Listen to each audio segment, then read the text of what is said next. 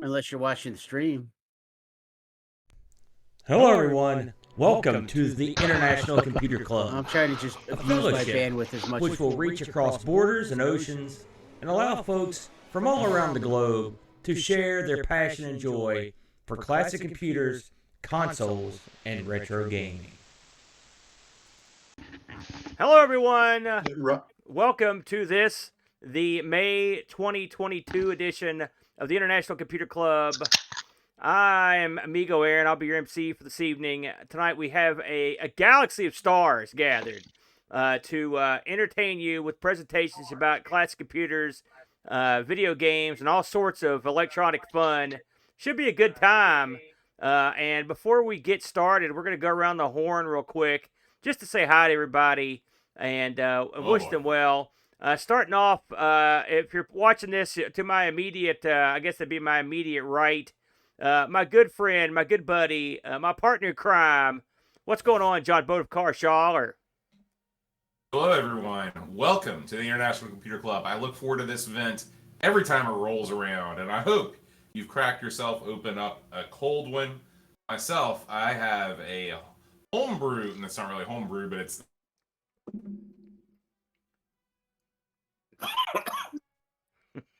It's a can of something, but we don't know what. There you go. We're having some interesting network issues. Boat, say what that was again, because we didn't catch the name of it. This is Big Timber IPA from Elkins, West Virginia. No kidding, Elkins, eh? Holy smokes. Brilliant. Very good, very good. So, past the boat of car, another one of our good friends, a presenter of a highest caliber. We'll be seeing him a little later in the show. Give it up for David Z. What's up, Dave? Morning, everybody. Happy summer. Very good. We're halfway through the year. Very exciting stuff, team. Very good, very good. Now, from deep in the man cave, down there, way out in the middle of nowhere, an undisclosed location, it's our good buddy Edvin. Who's back there with you, Edvin? I can't quite see. It's my hilarious brother. Oh, he's always good for a laugh, that's for sure. How's everything going, Edvin? It's going fine. Very Just good. happy. Jacob, what's going on, man? Shout out to Jacob. Very good, man. Well, good. I'm glad you guys came down. We're going to slide down right beneath my square here. Our good buddy and fellow podcaster, the pioneer, the madman, the van owner. Give it up for Rob Flack O'Hara. Oh, now I'm the van owner. That's right. another. It's better another than Master mark of on the Wires. That's true. That's true. Eventually, very soon, I'll be the guy that sold the broken van. So there you go. A chilling look at things to come, perhaps. Now, right beside Rob, our good buddy, a longtime buddy, he's in an undisclosed hotel location right now. It's our good buddy Graham W. Vempke. What's up, Graham?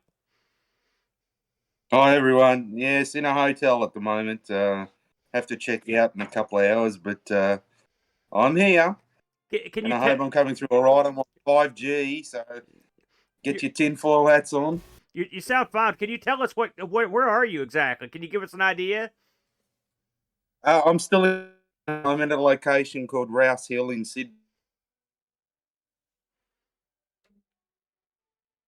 5G at work. Thing today, so to give us a few extra hours, we're staying in a hotel overnight, so that's why I'm here and not at the usual setup. Understood. Now, to Graham's right, it's our good buddy, programming mastermind, Happy Coding. What's up, man? How's it going? Hey, Aaron. Hey, everyone. Good to be here. Speaking to you live from Astana in Central Asia, Kazakhstan. It's currently 2:30 in the morning. I'm drinking Red Bush caffeine. Don't drink caffeine at night. It's not a good idea. All good. Yeah, we all do that, I think, if I'm not mistaken. Yeah. Now, right beside Happy, it's our good friend, Coco Master, the Nitro OS 9 super genius. Give it up for L. Curtis Boyle. What's up, Curtis? Here to make the rest of you look good. Hey, basically, I don't have any presentation today, so I'll just be here if anybody has any questions about the Cocoa Fest. It just went on this last weekend, and also we got to visit you guys in person, which was awesome. That was great. I really enjoyed your visit, you and Ken, and we might get into that a little bit later. Now, next to you, a long time viewer, but he's dipping his toe in the pool this time around. It's our good buddy Mitsuyama. What's up, Mitsuyama? Good evening, everyone. Coming to you live from Manchester, England, where it's just gone 9:30. So, yeah, looking forward to participating for once. Should be an interesting evening. Good, beautiful, man. That's outstanding. Now, first timer, our good buddy, it's Mobius. What's up, Mobius? How's it going, man? Hey guys, I'm coming out from the miserable state of Missouri I have a flooded basement. Oh, man. Lots of rain and beautiful weather, but I'm gonna try and work through it. That's the spirit, man. That's the spirit. Now, this character, holy smokes. I never thought I'd see this guy showing up, but there he is. He's crazy, crazy eight bonkers. He's our good buddy Oram. What's up, Oram? Repping the TeamSpeak regulars, man.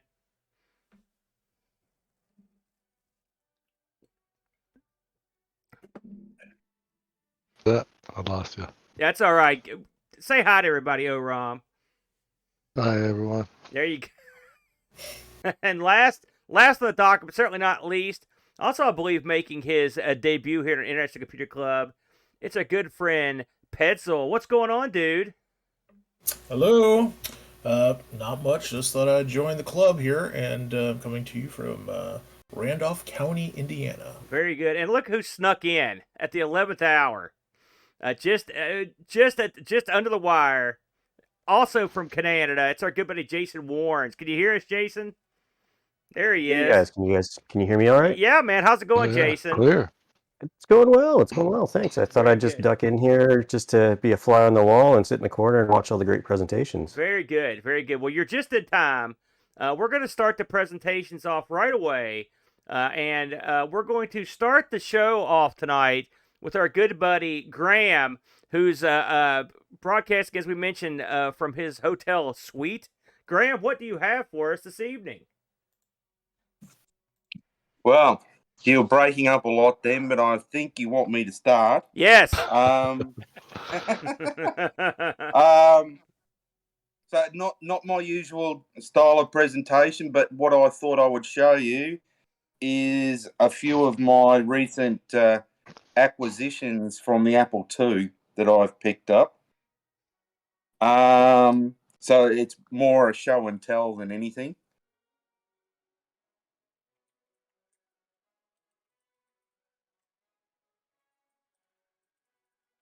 It's the Wizardry, one of the Wizardry games. And I don't know how well that's coming across. Cool box. It looks great. Yeah. Yeah, it's full box. Nice. All the discs in there as well. And all the feelies are inside it. An unfilled warranty card.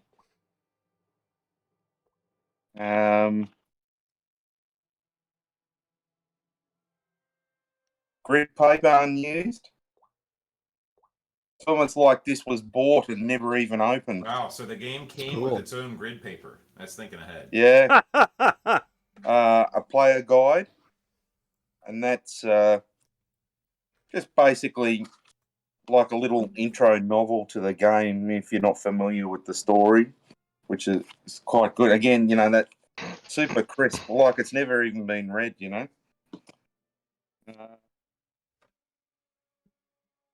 Quick reference chart for those that like to cast spells and whatnot in the game, for priests and all that sort of stuff. Mage. An official Certec certificate inside it as well. Again, pristine condition with a single fold in it. But this is a sealed black Certec envelope, still with the gold seal on it. I'm going to open it up. because I know what's inside it, but I haven't opened it yet.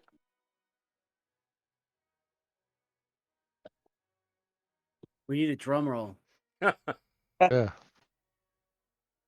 You're going to be disappointed. Open it up. Open it up. It hasn't been opened in 50 years. Oh, it's inside it. Oh! You got the golden ticket. Yeah. Yeah. That is fancy there's for also- that. Yeah.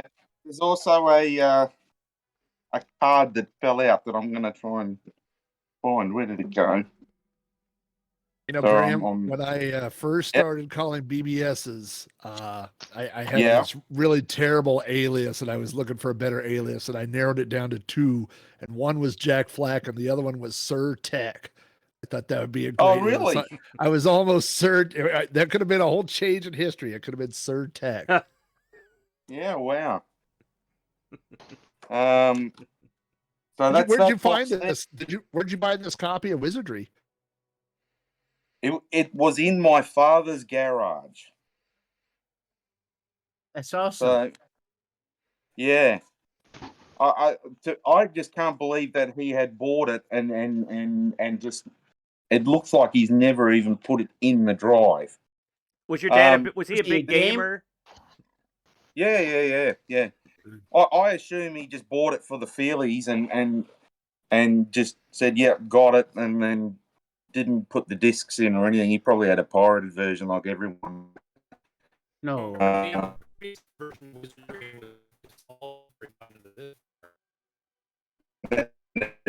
don't know if you can see that. So I don't know if that's worth. The spell list and decided not to try it. Yeah. I have to admit I'm not a huge fan of the Wizardry games. I find them quite complex. But to have something like that in that condition is a great addition to my Apple II findings. It's very sharp The looking. other, Would you Yeah, say that's the extreme- crown?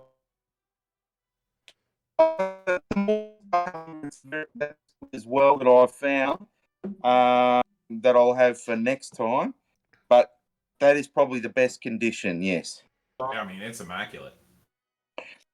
Now, something that looks like it's been used a lot, but maybe people haven't seen a lot of these. Who remembers Beagle Brothers? I do. Beagle Brothers used to provide their software on Apple II in these little plastic pouches with a little hook hole on it, and they used to sit on the shelf like that. So this is one called Disc Quick, and I've got another one called Double Take, and I believe they're utils for making the disc go faster, do some compression on the disc, maybe even duplication and stuff. But aside from the discs, the feelies that are inside here, they're a little bit more tainted because they're just plain paper. So there's a bit of age and stuff on it. But this is a Beagle software catalog that came inside it. And basically they presented it like a little newspaper type thing, and there's some code and tips and stuff in there as well.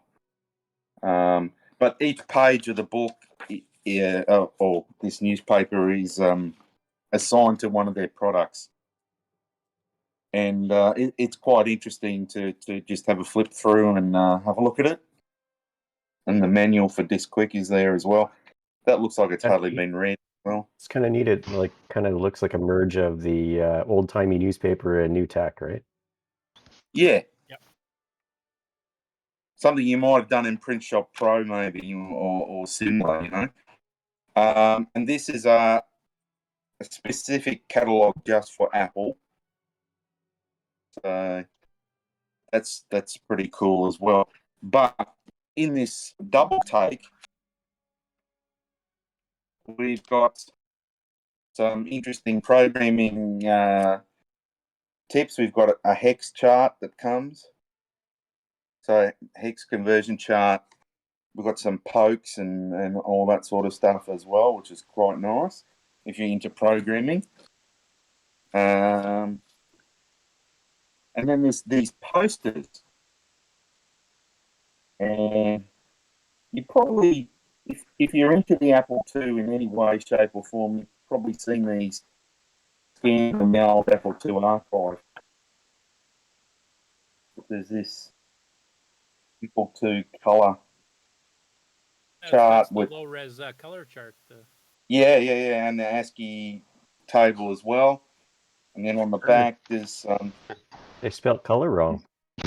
I know. I noticed that too. I know the U is gone somewhere. Yeah. And then on this side is more pokes and tips and keyboard shortcuts and You don't mind a nerdy question? Is one Go of the, for it. Poke things, is it called 62454 for clearing the high-res screen? Let me have a look. That is I nerdy. think I'm remembering that right. It's been about 40 years since I programmed an Apple II, but That was a nerdy question. Well done. The only color the Apple II had was green. Yeah. I'm Depending on looking. your monitor, yeah. I'm scanning for clear text. No, Clear it's clear screen. graphics. That's for clearing graphics screen. HDR in particular on high-res screens.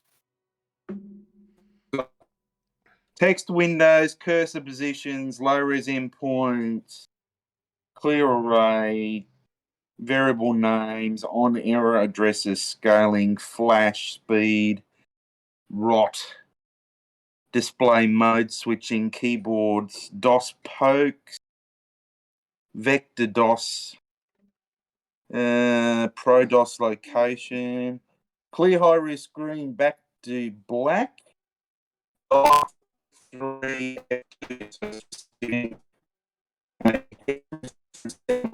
is 3086. Is that the one that you're talking about, Curtis? Well, the one I remember, like if you did HDR2, it cleared black. If you wanted to clear the screen in a color, you would draw one pixel at the color you wanted. Then you do a call 62454, I believe, and then would clear the Right. screen to whatever the last colored pixel you set was. Okay. I don't see that in these tips, but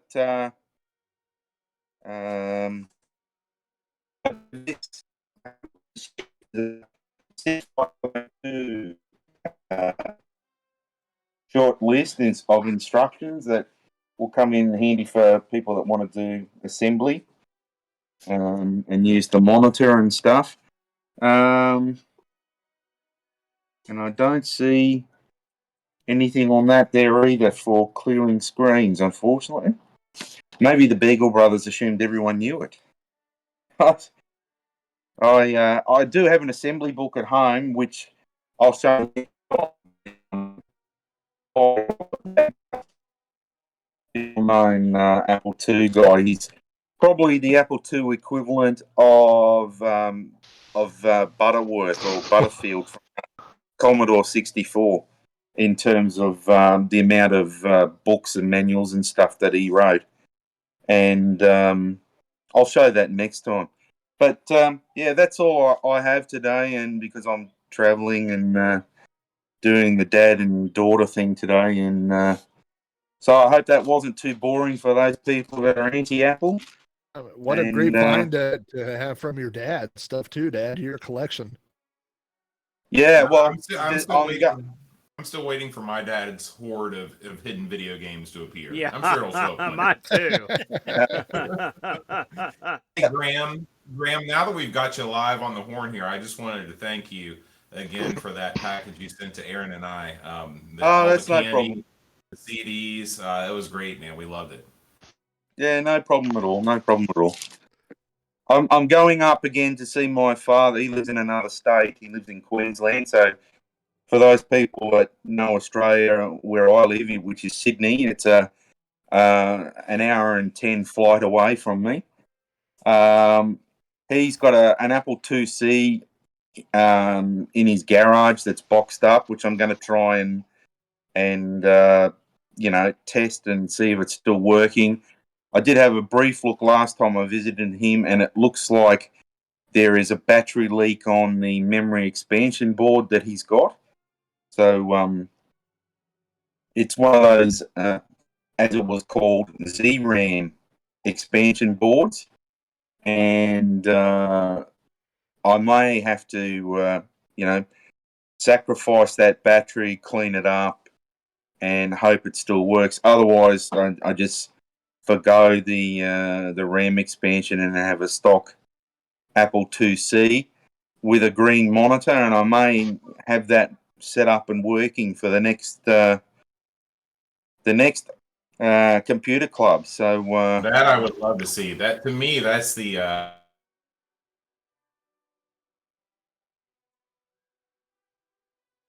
He really wants to see it. He's that would have been a color monitor. Yeah, it would have been great. Very good. Hey, Graham, it looks good. And no worries. As a newly minted Apple II owner, I salute you, my friend. I never thought I'd say those words in my whole life. Yeah, but you two could talk about caps. You could talk about caps. Yeah, no kidding. But change them for God's sakes. That's all I can tell you on the cap situation. So, Graham, again, thank you for, especially on the road, bringing that with you. That was very cool looking. It's awesome. I think it's neat that your dad was a gamer, and maybe someday my kid will be saying something like that about me. Although maybe not, because I don't play the games he likes, so maybe he'll come back around. So we can hope.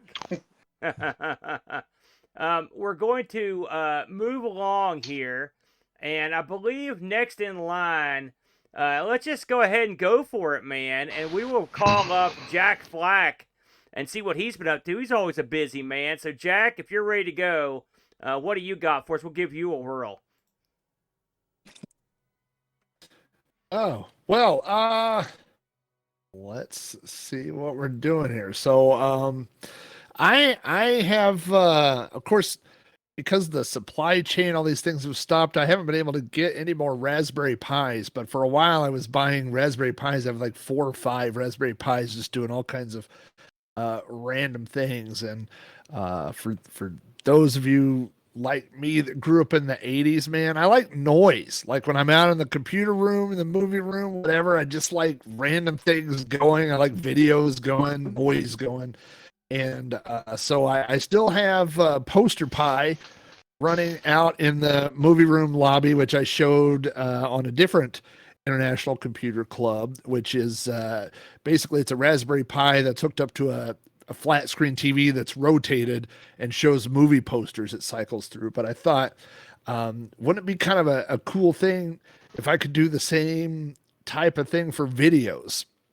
So let me flip over to this real quick. So this is, I'm putting into this Raspberry Pi, which is, I actually installed this on a Pi that has the GUI installed, but I'm not really using it. I need to reformat it and set it up here. But what I've got set up, so this one's called Lobby Pi instead of Poster Pi. It's running on a Raspberry Pi 3B. You could probably run it on something slower if you wanted to. All I've got set up on this is this default script called menu.sh. It's just a very simple bash script that comes up when it boots. So I'll show you what this looks like real quick.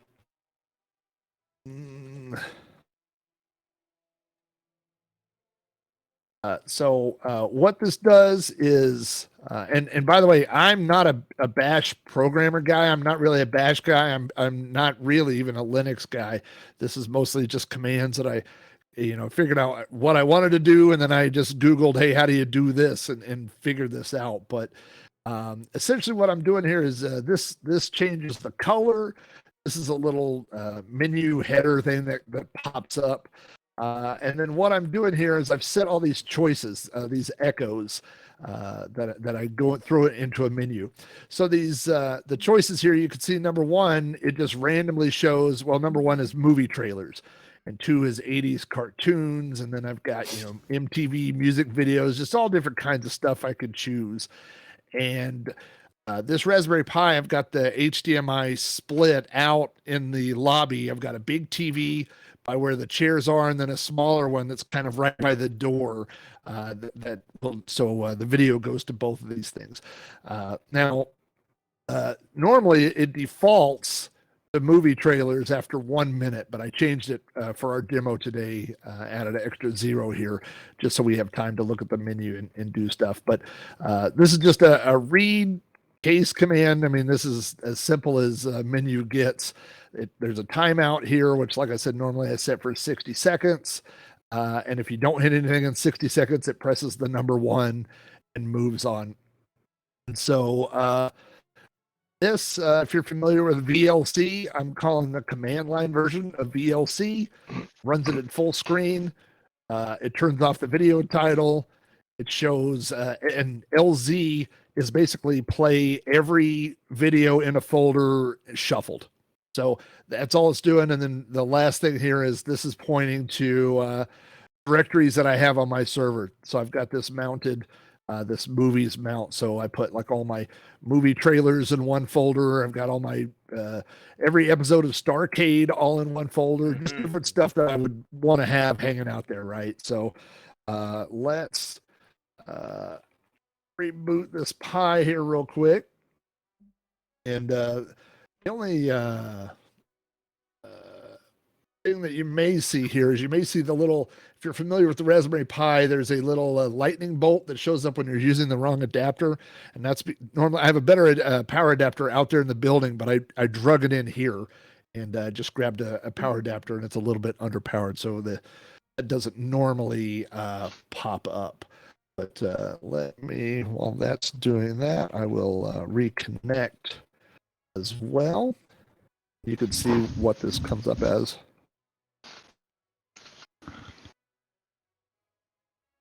Hey Rob, there's the menu. How do you update the poster content? Do you just do like FTP to it, or do you just pop the SD card out, or? I did originally. I put it on the thing, but now what I do is it's all, the Pis are wireless. So they just get it's all DHCP. They get an IP address, and I'm mounting to a directory on my server here. So what I have, like for the poster thing, is I have one folder that says, posters. And then I have other folders like horror posters or 80s posters. And so all I got to do is what I want to show up is drop and drag it into that folder. And when it reboots, it always gets it, it updates the list. So it always looks at that one target folder. Yep. Cool. So here's the menu. Now, I bought this off of Amazon. I think it was $10. And this is a USB number pad. So this hangs on the wall. You don't see the Pi or anything else. It's just this little number pad. And everything, as you can see on the menu, is hooked to a number. So let's hit, and I've got the sound muted, so hopefully this won't get you blocked on anything, Aaron. You know what? We'll hit aquarium, because that's kind of soothing. And so, no, that's not very fun. Let's do Starcade. So we'll hit 8 for the menu here. And I've got something going on with the IP. It's something with the IP stack, but now you can see it just pulls up a random episode of Starcade, and it will sit there and shuffle through however many episodes of Starcade I have on the server, and it will just recycle. It will do that forever until I've got a couple different ways that I could set it up. One is I had it set up where the device reboots every night at midnight, so that at midnight it reboots and it goes back to whatever the default is. The other one is I had it set where it just turns itself off at midnight, so it doesn't just sit out there and run forever. But we'll let me pull Putty back up. Actually, I'll just reboot it one more time. And I mean, this whole project cost me, the price of a Pi, which at one time was $35. Now it seems like now it's like $100. It seems like to get take the out whole a mortgage. Yeah, I mean, the prices. What just would keep be going up, the and they're minimum harder and Pi harder you to think you find. could use? So if I redo this, I just used a Pi that I had sitting off the shelf, and so it already had Raspbian, the GUI version, loaded. So I could probably speed it up by just reformatting it and just putting, not using the GUI version, just using the command line, because all the stuff, I mean, literally all I'm using is CVLC, command line VLC. So as this comes up to the menu here, so the default again would be movie trailers. So I will just go ahead and hit 1 on the keypad there. And so this is normally what it would come up to. So this is mounted on the wall right next to when you go into the theater. I'm watching this to make sure this isn't I have a couple of R-rated trailers, so fortunately I didn't grab one of those.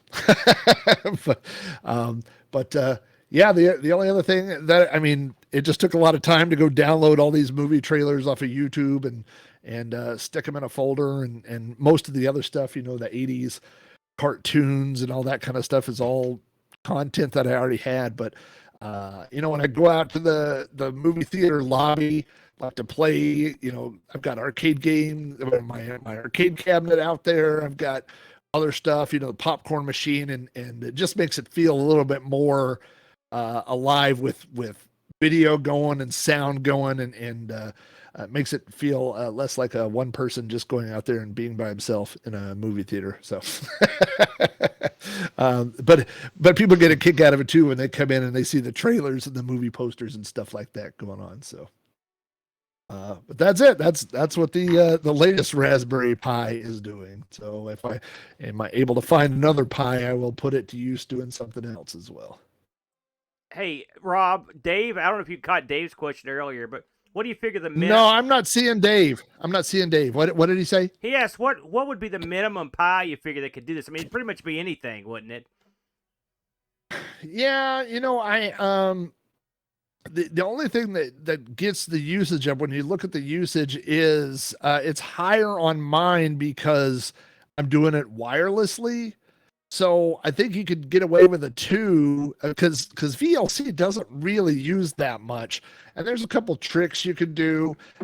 If you do it in full screen, it uses a little bit more processing power. But so if you were trying to do it on a 2, I think if you were use the Ethernet instead of the Wi-Fi, you could probably get away with that as well. I just happen to have a 3B, which is why I use that. And probably if I took the GUI version of Raspbian off, I went with a command line only, you could probably get away with something a little lower as well. Now, I do want to bring up that you are the foremost collector of old commercials. I don't know if you've ever mentioned that on the show, but I mean, you tell the people what you do to get these commercials, Rob. It's quite interesting. Well, yeah, that's definitely a side hobby of mine. Is I'm trying to see where the stacks of tapes are at the moment, but there's always at thrift stores old VHS tapes, and you don't want to get the stuff that people own, you know what I mean? Like, by the way, look at this. This is old version Star Wars right there.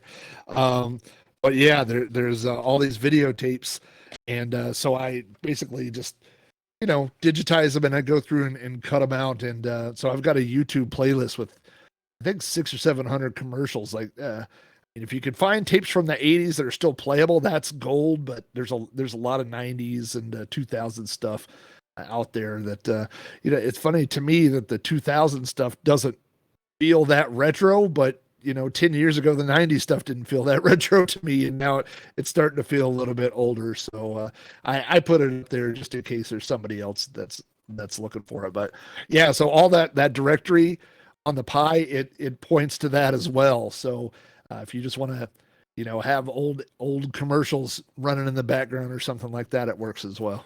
Very good. Sometimes you ought to film a little tour of your theater, Flack, because I'd like to see what it looks like in there. Okay.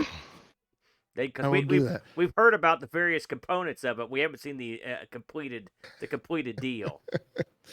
I don't know that it'll ever be completed, but hey, it's always just current. While you're up here, Flack, tell the folks where they can check out your various media, because Flack is the one of the top shelf podcasters and video makers. Tell them where they can get your stuff, Flack. Easiest thing is just go to podcast.robohara.com, and that's got links to all the video stuff. Because gosh, it's all over the place now. There is multiple YouTube channels. Things are spread out all over the place, and podcasts and stuff as well. But yeah, if you go to podcast.robohara.com, you can find links to everything from there. Or you can go to bigrobsvan.com and follow the adventures of I was going to bring it up if you didn't. Hey, did you get those shelves out of your van? The shelves are out. The good Hey. news is the shelves are out and we shut the door. The bad news is the doors won't open. Oh. So there's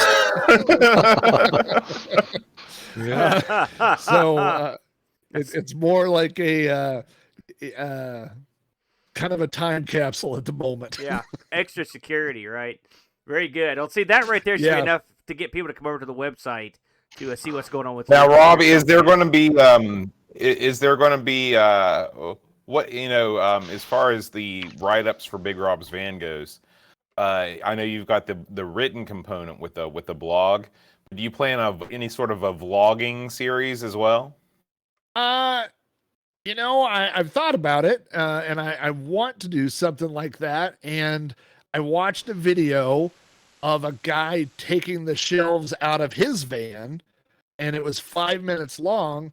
And my video was 5 hours of me cussing. And so I don't really know if that is, I don't know if that's going to get me the YouTube sponsors, but I mean, all my videos are just big fail videos of me trying to do stuff and either hurting myself or the van. So I would like there to be some video content, but I'm just waiting for a win.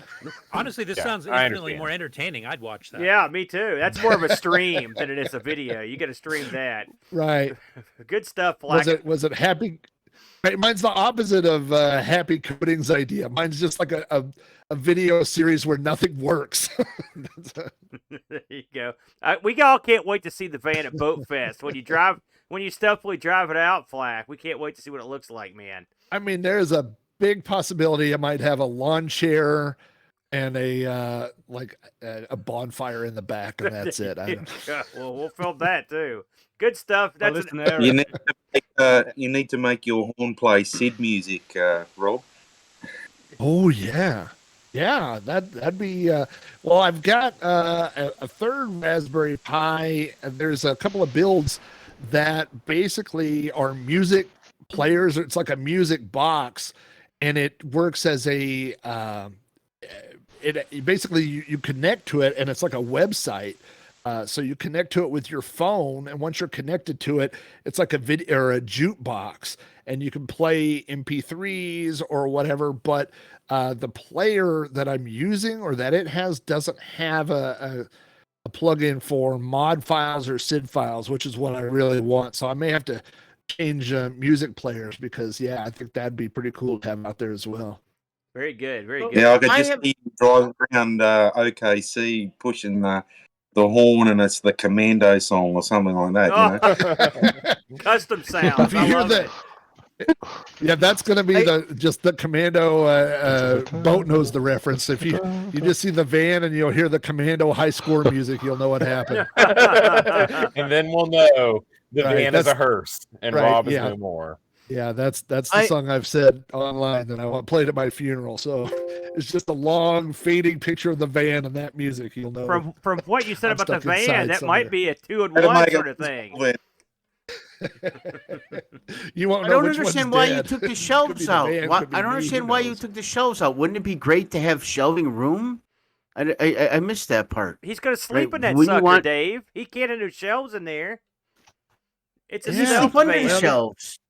These shelves were pretty bad. They were pretty rusty, and I have a neighbor who's a really fix 'em up kind of guy, and he came over when I took those shelves out. He goes, "What are you gonna do with them shelves?" And I said, "If you want them, you can have them." And he listed 20 things he could do with those shelves, and I'll tell you right now, they're still sitting there. He wouldn't even haul them off. There you go. There you go. Yeah. Good stuff. I can't wait to see that when it hones into view. Thank you very much, Black. Very good. Let's keep the ball rolling here. We've got a long time first time. Let's go ahead and get our good buddy Mitsuyama. You're up, my friend. What do you got for us this time out, my friend? Sorry to break it up there a bit, Aaron, but I think you're handing over to me now. Is that right? Correct. Okay, so hopefully, yeah, as Aaron said, I've been attending these since the start, and I've just been lurking in the background, listening to what everyone's going to say. So I thought it was best I'd give it a go and dip my toe in the presentation market. So what I'm going to go through today is something that was inspired by Graham, actually, something that he mentioned in the ICC meeting. I think it was around about December 2020 when he mentioned about his GC loader, and I thought, oh, that sounds pretty interesting. So I thought I'd look into that, and I picked one up quite a while ago now. But like a lot of projects that I have, they kind of sit on a shelf and don't do much for very long. So this meeting kind of inspired me. It made me get off my ass and do something. So I thought I'd go through installing the GC loader and make a presentation as well at the same time, just so I'd have something to share with everyone at this meeting. So I hope you can see the slides okay. So what I'm going to go through is just give a quick overview of what the GC loader is, installing the hardware, preparing the SD card, updating the firmware, and then playing the games, which is the best bit, really. So the GC loader, what is the GC loader? Well, it's an optical drive emulator, or ODE, for the GameCube. So you can see it there. It's quite small, neat little card. So what it basically does is it allows you to play ISO images of GameCube games off an SD card. Basically, rip out your old DVD player and put in this instead, and you're good to go. Really, no soldering, no hassle. You got similar stuff on the Dreamcast, like the GD EMU and things like that. So it's just as simple as that, really. GCloader.com is where to get it from. I always try and get this stuff from the original inventors or suppliers, just to support them, because without these guys, we wouldn't have this stuff on the market. So what I picked up, the GC loader itself, it came with a set of screws and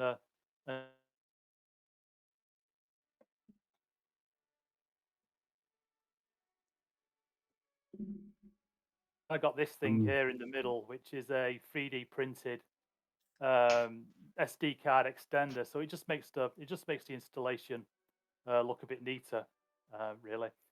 So yeah, so this was the GameCube before, running off the DVDs. It was all working fine. So I thought I'd better take a picture, because once I start opening stuff, it's never guaranteed that it goes back together again right, and it's never guaranteed.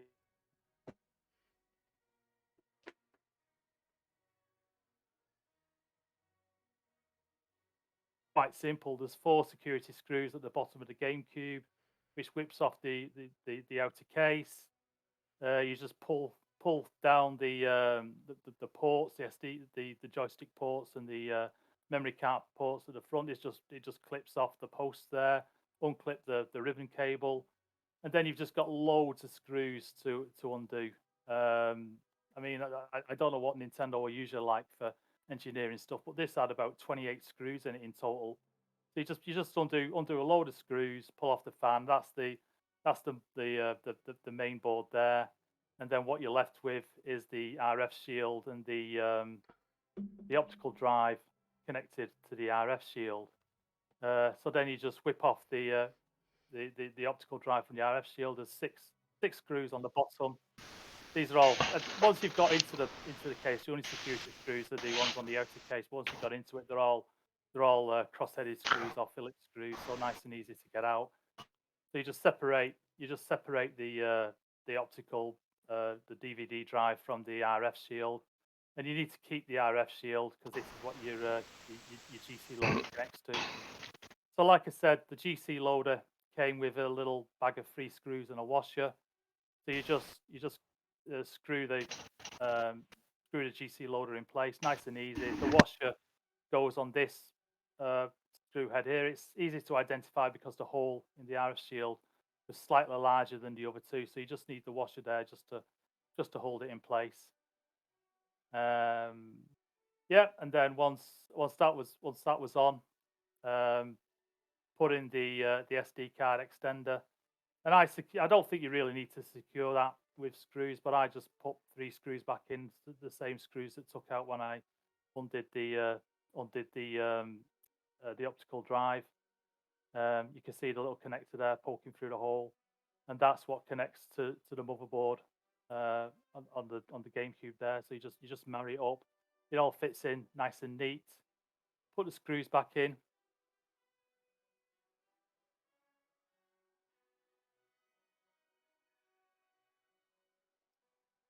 You don't really need the 3D printed part there, but I just think it makes the install looks a bit neater, and it's easier to get your SD card in and out. There's the SD card slots there, and then a couple of slots either side to hold spare SD cards, and it saves you from having to reach your hand into the console if you're gonna change your SD cards.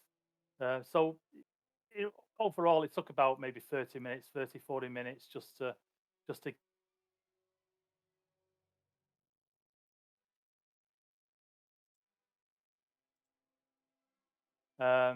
SD card, prepare the SD card. This is one I had lying around. I actually found a slightly a large one I'm using now. I'm using a 400 gigabyte one now, but 256 gig is fine. I think every game or every disc image for the GameCube is about 1.5 gig. So the instructions I was following said to format the SD card as FAT32. So I used to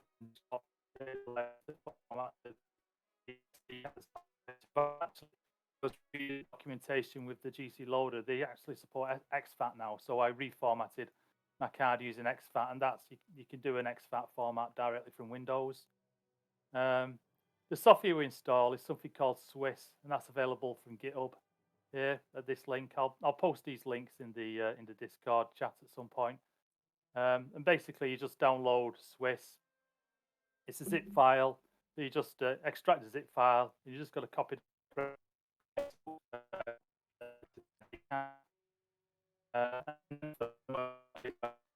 which you get from the GC Loader website. I copied everything to the root of the SD card. I think the boot.iso is what you get from the Swiss install. I think that needs to be on the root, but the games could be organized in folders, and I've since organized some of my games in folders.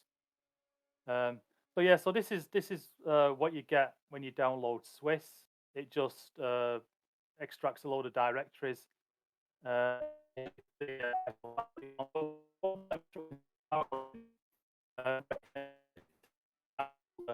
Picking the ISO that corresponded to your model of GameCube. So there's the Japan, USA, and PAL version here. I obviously have the PAL one being in the UK.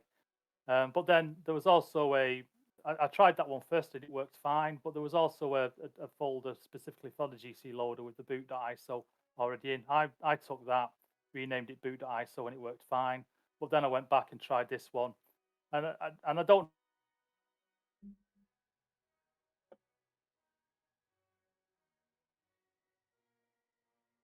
Logo with a cube bouncing around, and it plays the little tune, little jingle, and then it starts to load. But when you use this boot.iso, it doesn't get time to finish that animation. So yeah, I just put that on the root of the SD card. So this is what my SD card looked like. The boot.iso there that you get from the Swiss download. GC loader is the .dol file is the firmware update.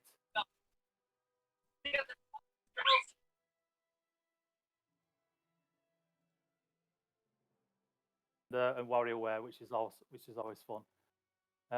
So yeah, put everything in, turned it on, and lo and behold, it worked, which I was surprised about. But yeah, it worked first time for me, nice and easy. And you can see this is the screen you get when it boots off the boot.iso image. So you can see the 4 files there, the boot.iso there, the GC loader, firmware updater, and the 2 games.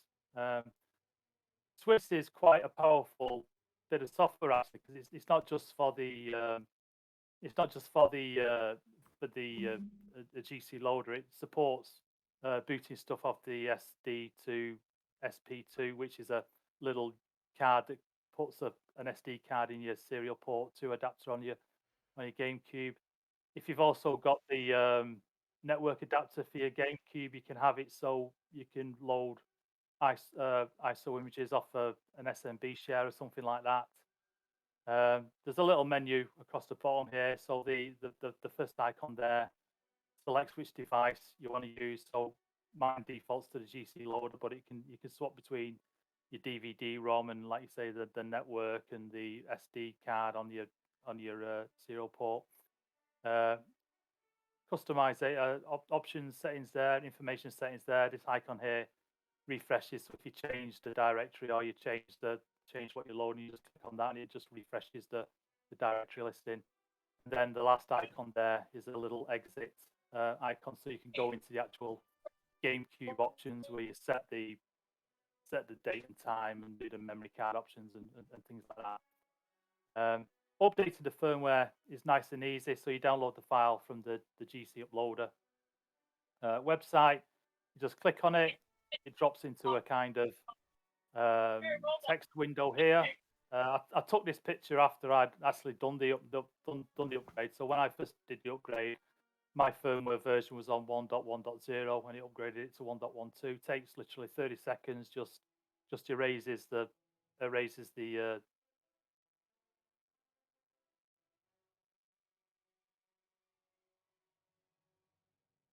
and yeah, Bob's your uncle. All nice and easy. So play the games.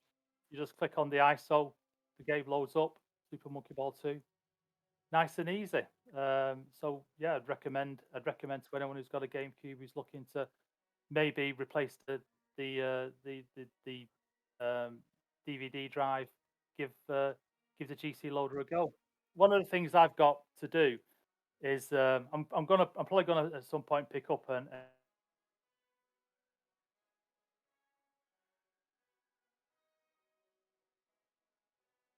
side of your on the underside of your GameCube, and like it says here, it's a micro SD card adapter for the GameCube. And how this works with Swiss is there's like configuration settings that can be saved. There's cheats and individual settings for games, so you can set the display resolution and various options for each individual game, and it just gives you somewhere to store these settings. An alternative to using this SD card here is you can get memory cards that are like SD adapters as well. So you can use one of those and it'll support settings to one of those. So finally, the costs. So it's not a cheap thing. I don't think I paid this much. I was looking on the website the other day just to get what the current price is, and to purchase it from the reseller in the UK, it cost £90. I'm sure I only paid about £70 for mine. So. But that was before all the issues with supply chain issues and stuff like that. So it's probably reasonable for it to have gone up recently. But yeah, about £90 in the UK to purchase one of those. The 3D mount I've just got off somebody from eBay because I don't have a 3D printer. But all the I mean, Dave will know better than me about this. He's a 3D printing expert. But all the plans or whatever it is you need are available for free on the Retro RGB site. The guy who created this, he's done similar things for other consoles. So you can either print it yourself, or I just dumped up 20 quid just to get somebody to do it for me. The memory card was £12 from Amazon, and yeah, the SD to SP2 card is really cheap. I've seen them for £3.50 on eBay, but I've not decided where I'm going to pick that up yet. I might just get it from a reseller somewhere else. I already owned the SD cards, but SD cards are accessible from Amazon anywhere. And that's it, really. Nice and quick presentation. So there's my GameCube next to. I did it for the Dreamcast previously as well, and put a similar thing in there. I just think these 3D printed little connectors make it look really neat and just finishes off real nice. So yeah, thanks very much for listening. Nice and quick, dead simple. I don't do complex stuff. Don't do soldering or nothing like that. So just keep it simple. Hopefully it works. But yeah, I think it's a really good system. Just load all I need to do now is organize the games on the SD card and start exploring the game. Hey, Mitz, I've got a question for you. Go ahead. Whenever I install one of these flash memory devices on my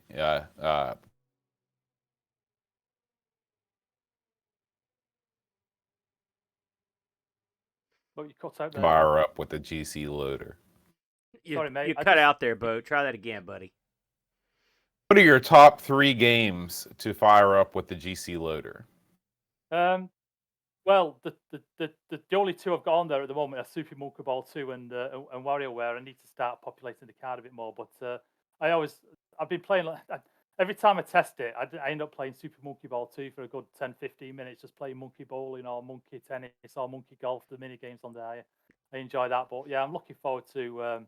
I'm not really an expert on the GameCube. I had one back in the day, but only really played Super Monkey Ball 2 and Wind Waker. So I'm looking forward to exploring a bit more of the GameCube library. I know they got Ikaruga on there, which is a decent shooter. So I've played that on the Dreamcast, so it'll be interesting to see what the GameCube one's like as well. So yeah, I'm just going to spend some time whenever I get some free time, just go through the games and yeah, just see what it has to offer, refresh my memory of what it's got to offer.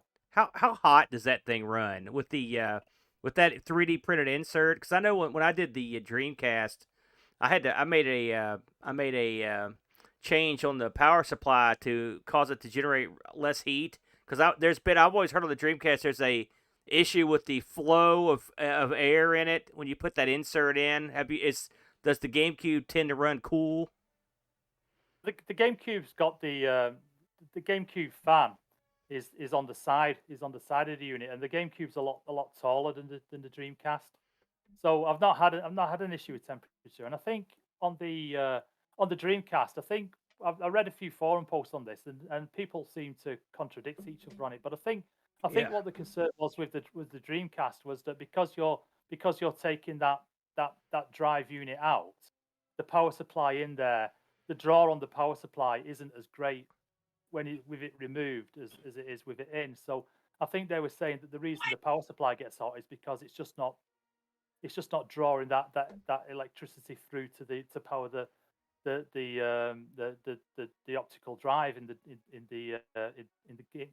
Dreamcast. So I think they recommended jumpering 2 rails on the power supply with a couple of resistors, didn't they? Something like that, just so that you ground the +5 volt rail or whatever it is to ground through a couple of resistors, just so you've got that flow going. But to be honest with you, I've never had a problem with my Dreamcast. My Dreamcast has got the original power supply in there, and I've had gaming sessions on there that have lasted 3, 4, 5 hours and never had a problem. And touch wood, to date, I've never had a problem with the GameCube. And there's nothing I've read online that suggests that you need to worry about heat with having, because if you think about it, the original optical drive would have blocked that hole up as well.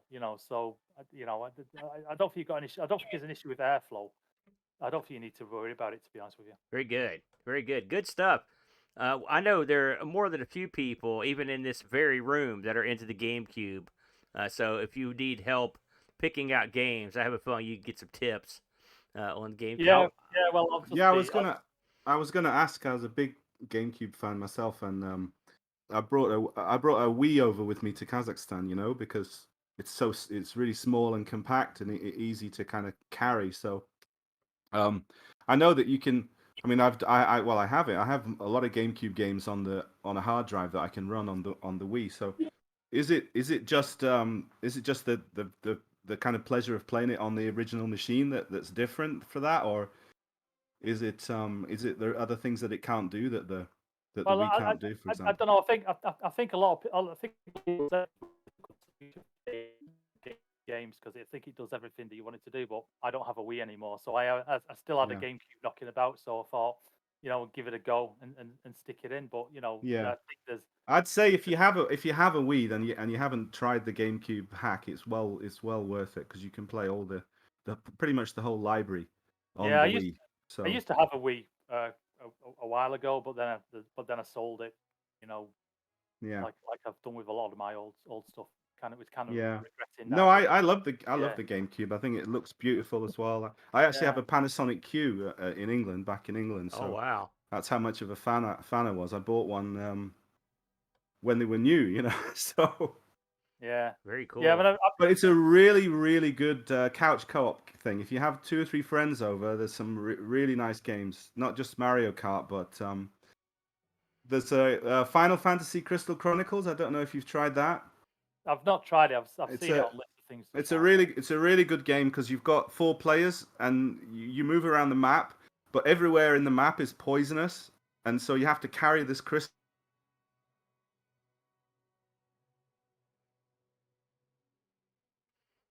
You taking notes on this? You're all within this. Yeah, it's really good Yeah, fun. and, Luigi's Mansion is great. Yeah. Monkey Ball is great.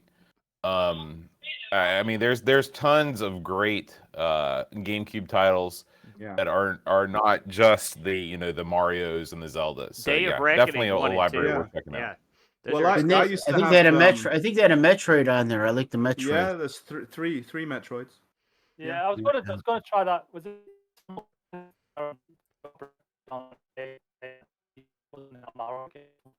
I can't hear you Yeah, breaking up there. yeah. you Yeah, was phased out there. But if Yeah, you so have they- if you have Game Boy Advances, I used to have that as well at the time. I had 4 Game Boy Advances with the link cables, and you can play. It's Zelda 4 Swords on the GameCube, and it's basically 4-player Zelda. Yeah. That you and, Yeah. and each player has a Game Boy Advance, and you can see where you are. So you don't need a split screen because you have the. Yeah, we did the Pac-Man version of that. It's a lot of fun. Yeah. That's crazy. It's a really nice machine. Yeah. Well, that's very good. I didn't exactly how that worked. So good stuff there, Mitz. Very well organized too. Well done, man. I really enjoyed that. Let's move. We've got a fellow here. Oh, go ahead. One Dave. last question. Go ahead, Dave. So you said when you had to take it apart, you had to use the security key. Is this the one where if you ordered it from that guy, he actually sent you that screwdriver? Is that one? Yeah. Or else, where did you get that security key? Is it just a standard security key you could get, or right? That was the only thing I worry about. Oh, the Tri-Wing, right? You could get them anywhere, Dave. It's just Okay. it's just that the GameCube's got weird headed screws. On I the thought it was outside. a custom GameCube one that wouldn't fit for other ones. No, I think this one. I don't know if you can see on the screen. This one here has it's got 2. It's almost like a star head. Screw, and I Yeah. think Does it fit SNES carts as well? You can open SNES carts with it, right? Is that the Yeah, same? yeah, the same thing? yeah. So It's like a standard. It's like a Nintendo standard. You can open the different.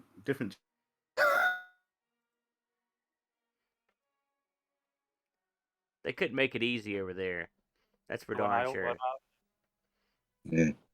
There you go. Hey, Mitz, can you hear me? I don't know if my internet is doing good or No, not. Discord's you guys having hear me? problems. It's not you, Boat. All right, man. I have a question for you. Neil put a big, Neil just released a video on this thing. He said that the actual GC loader was not available in the UK at this time, and he said he.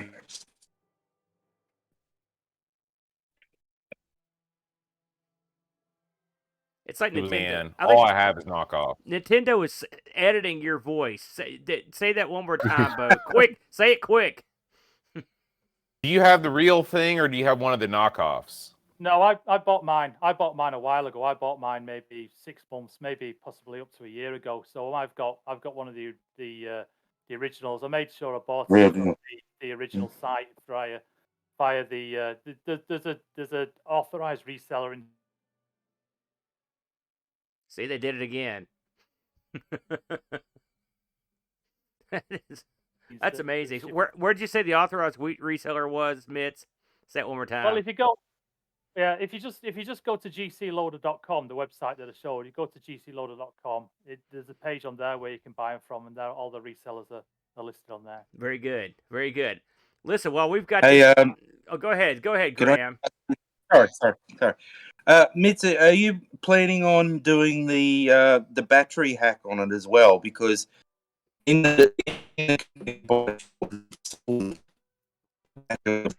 what you can do is you get a little button receptacle for like one of those CR 2032 batteries. Is that something that you're looking at doing as well?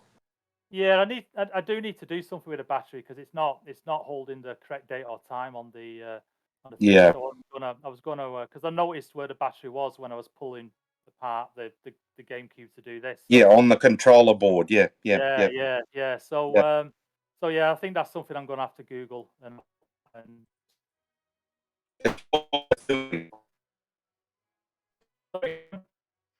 Oh man, we're going off the end of the cliff here, fellas. Yeah, we're having internet problems to beat the band.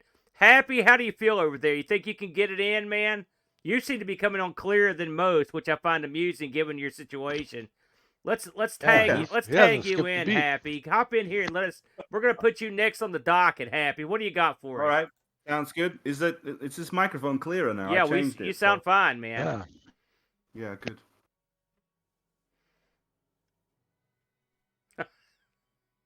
Let's try this. So I know you guys. I showed you the Donkey Kong thing last time. So I thought I'd just show you that again quickly before I switch over to the thing I was planning, because I know you were curious. Can you guys see that Spectrum screen now? Yeah. Yeah. Okay. So I don't know if you remember the last time. Most of you were here, I guess. So I've done quite a lot of work on it since. So here you can see that I've got. I don't think did I have a Mario last time? I'm not even sure I did. You know. I don't think you did. I don't know. Yeah, I don't think you did. Maybe. Yeah. So the barrels are kind of more or less done now. I mean, there's no collision detection, but those are all fine. It looks great. And, the fireball at the moment is just patrolling one level, but the AI is done for the partly for the fireball. You know, the whole Kong thing. He's not. I think he looks quite a lot better than the last time, right? He looks great.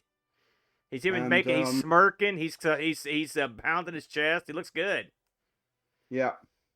I swapped the merkin for the smirking, I guess, huh? Bam. So yeah, you can't climb it. You get to here, and you kind of haven't done that yet, you know. But it's now. Are there the right number of girders there, Alan? There are the right number, but what you might notice is that the incline is slightly more gentle than in the arcade because of the vertical monitor, right? So what I found is that the kind of real estate on the screen is obviously you're in a horizontal screen here, so you can if you look on the left and the right there, you'll see that the barrels are cut off a little bit there, and the score is going to go kind of up in the top corner, and it's a little bit crowded up there, but it's more or less okay. The number of girders is right, but in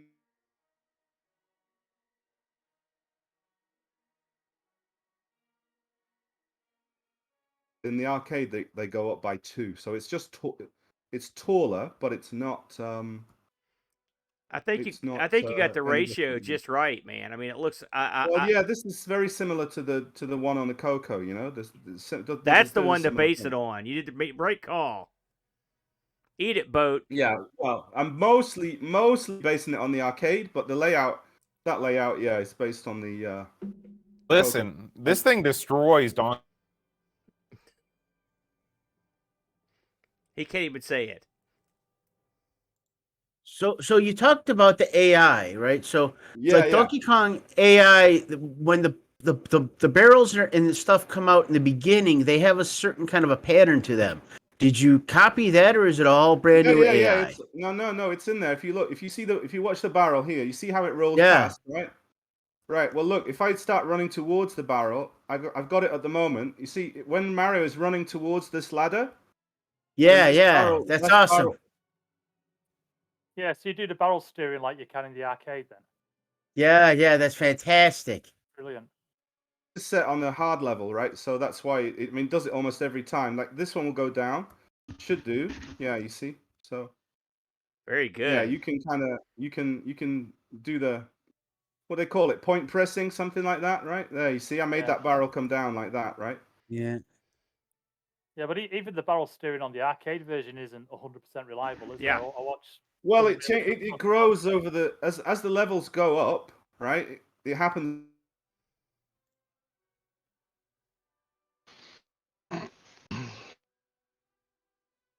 Here on the lower levels, it does it like about 30% of the time. Right. So I kind of built that in, you know. Doing pretty fast. Yeah, I'm pretty pleased with it. There's a bit of flicker there, you can see, but I'm not too worried about that at the moment. I'm pretty sure I know what's causing it because it's all timed on the raster beam, and I've added quite a lot of code to the to the loop, and I haven't compensated for it with the raster.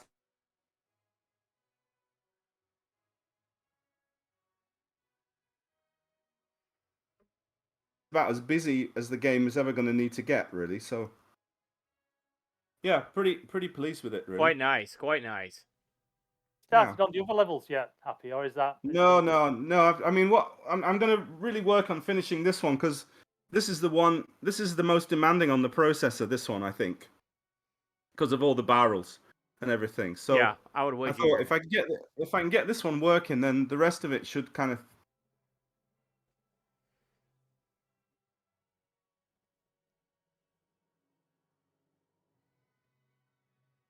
Four levels in there.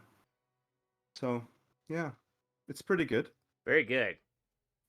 So, the main thing I wanted to talk to you guys about, assuming we have time, I mean, we can do 20 minutes or we'll see how it goes. I will say, just to let you know, the internet's been super dodgy even during your thing.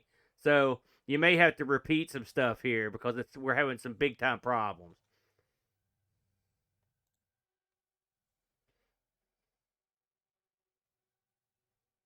Microphone isn't muted or something. No, we got you. It's kind of going there. It's a lot of noise in the headphones. Let me just see. Is that? You sound fine. Yeah, no, it's in my headphones. I can't hear you guys. I think El Curtis, can you mute? I see some feedback coming from El Curtis. Yeah, I've got him muted on the main stream. You might want to right click on Curtis and just hit mute. Happy. Oh, okay.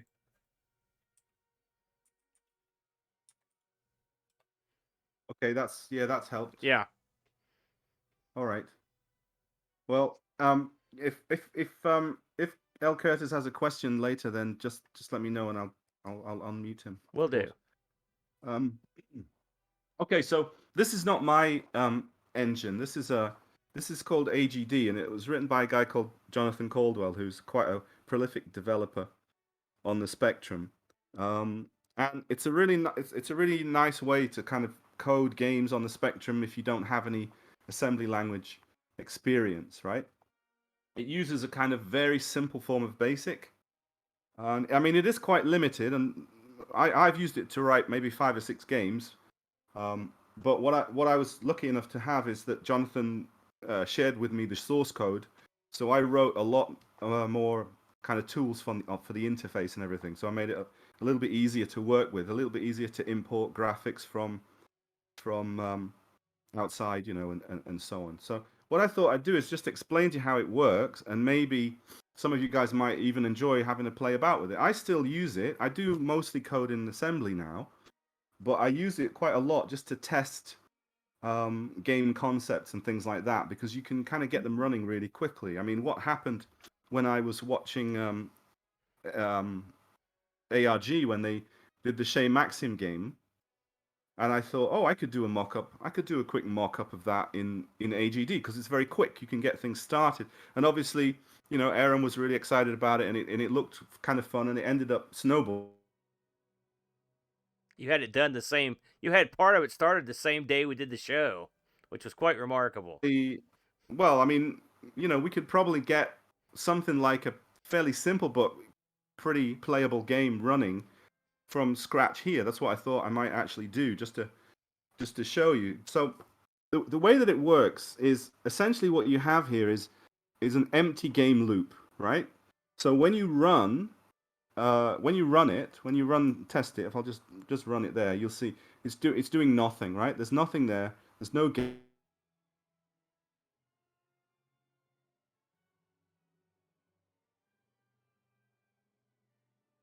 In this pretty simple language, and it will essentially create a game for you, right? So if I go to the events, you can see here, each one of these is an individual script, right? So you have the player script here, and then you have 8 different types of sprite, which is generally, it could be your enemies, right? Or it could be, for example, in Chez Maxime, one of them is the chef, and one of them is the lift, and, you know, you just basically code them. And then there are certain things that the loop does. This one, for example, in its sprite, that runs code when every sprite is spawned. And then you've got like a main game loop for things that you can run every cycle. And the one main one is at the start of the loop, main 2 is at the end of the loop. And then there is an intro, which is kind of like, you know, if you want to redefine your keys or that kind of thing. This is game init is when you first start the game.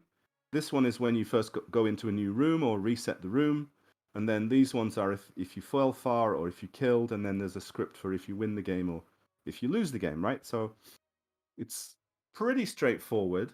And I'll show you, if I show you a few things here, how it works, you'll see that it runs pretty quick. Now, the first thing we want to do is create a sprite. So we go to sprites here, and it uses 16 by 16 sprites. And you can draw a sprite in here, and you can kind of move it and edit it like this, and you can rotate it and flip it, and all of the kind of different things that you would want to do with a sprite editor. But what I'll do is, if I go to here, this is like a sprite sheet, and I can load in a I just load it into 49152 and press reload. You can see this is the sprites that I used in Chez Maxime, right? So if I want to take Aaron here, I can just copy it and paste him in there. Then I press F and it'll create a second frame.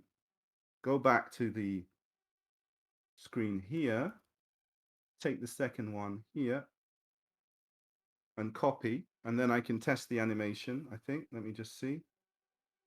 I've just pasted over the original frame. Just a second. I'll go back and grab. I think it's this first one, is it? It's a good choice, by the way. Well, you know, try and keep you happy. There you go. It's working. Right, so Hey, there you go. That's beautiful. Beautiful. okay. Isn't that so, awesome?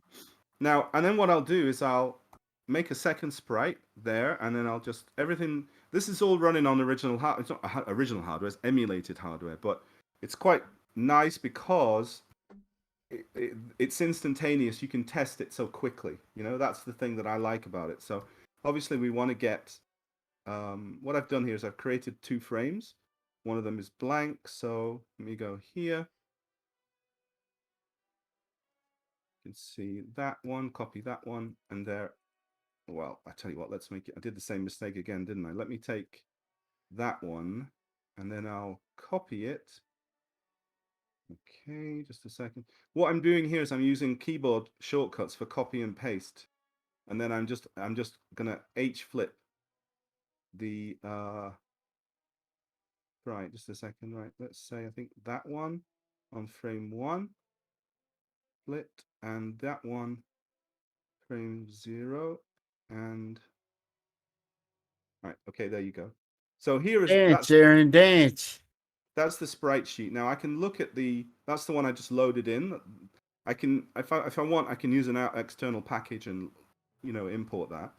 But if I press S here now, I can see the ones, this is the ones that I've actually got running now, right? So then all I need to do is I go to the option here where it says positions, and here I can put Aaron on the screen wherever I want, right? Now, before I do that, I should probably make a decision about the size of the window. the window is fixed size. It's a pretty simple engine. It's not hugely flexible, but as I said, you can. Let's do that. That might give us a bit of room. So okay, right, and there's Aaron there, right? Easy enough. So now, if you look here, this is where I placed him, and if you look here, it says STI, right? So basically, this is the sprite type, and then this is the image that I'm going to use. That's the and yeah. So basically, what I do is I determine what script it's going to run and what image it's going to use. Yeah. So I'll set it to Aaron's image, and I'll put him there, and then I'll just exit.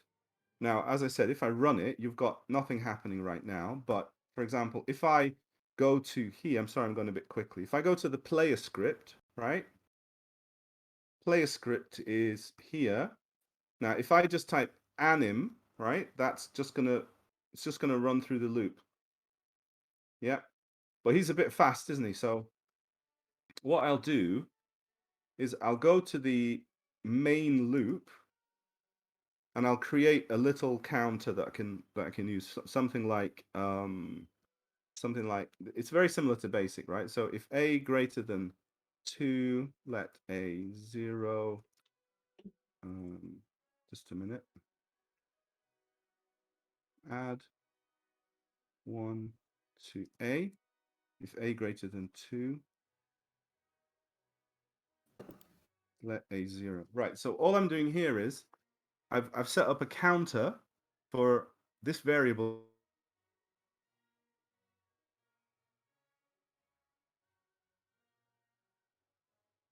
You just have to use. You can't label them, but you just have to. I usually have a little spreadsheet and I write down which ones I'm using for which, so I remember. Right. It's just because working on the local machine, you need to save memory, so you just use A to Z, A to V, I think. Anyway, all that's doing, as you can see, if you know basic, that's just counting 0, 1, 2, and then once it gets more than that, it's going to go back to 0, right?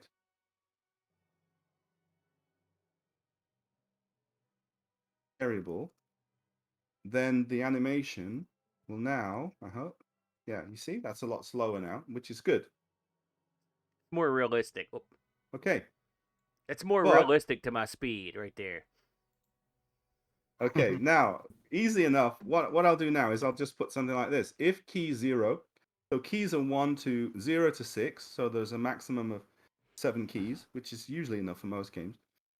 And it is joystick compatible as well, 0 to 4. Oh, that's five keys. So you can read the joystick as well. So, but what I'll do is if key 0, I'll say sprite right. Yeah. Okay. And let's just do that. Now, if I press key there you can see that's working now, right? And easy enough to say if key 1, SP left, so move the sprite left if you press key 1.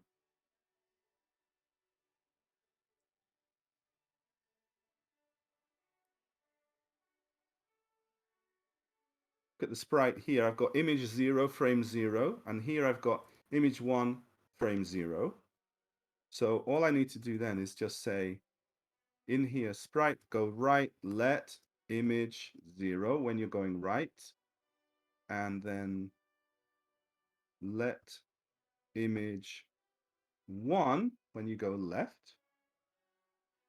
Okay. And there you go. That's pretty dandy. And then what we'll do, I guess, is we can say something like we could do something like this. So let's say if we go here and say let a, well, you don't need to use equals. It works a little similar to assembly. You don't need to use it. So you just go let a, sorry, I'll use b this time, right? Let b x. That's a global variable as well. I could use a local. There are local variables as well for each sprite, but we'll do that.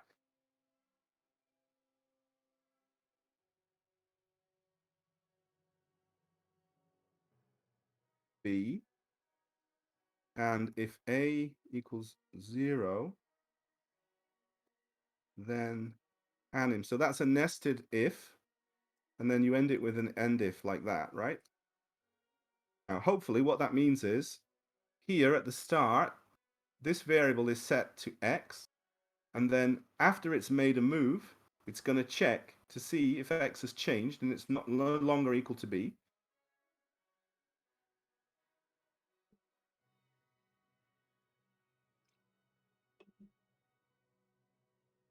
Okay, just a minute. I can't remember how to use doesn't equal. Okay, well, let's say if X equals B, and then I'll just use an else, right? Okay, that will be easy enough. So do nothing if you haven't changed, and if you have changed, then animate. Hopefully that will work. Okay, there you go. So now he's running, but when I stop, you see he stops like that. There you go. Easy enough.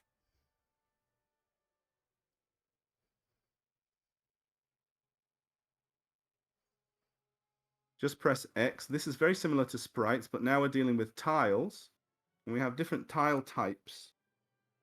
Okay, so what I can do is, let's say I'll put one here, and here I can change the paper and the ink and so on. So let's just do something simple. We'll just create a little tile like that.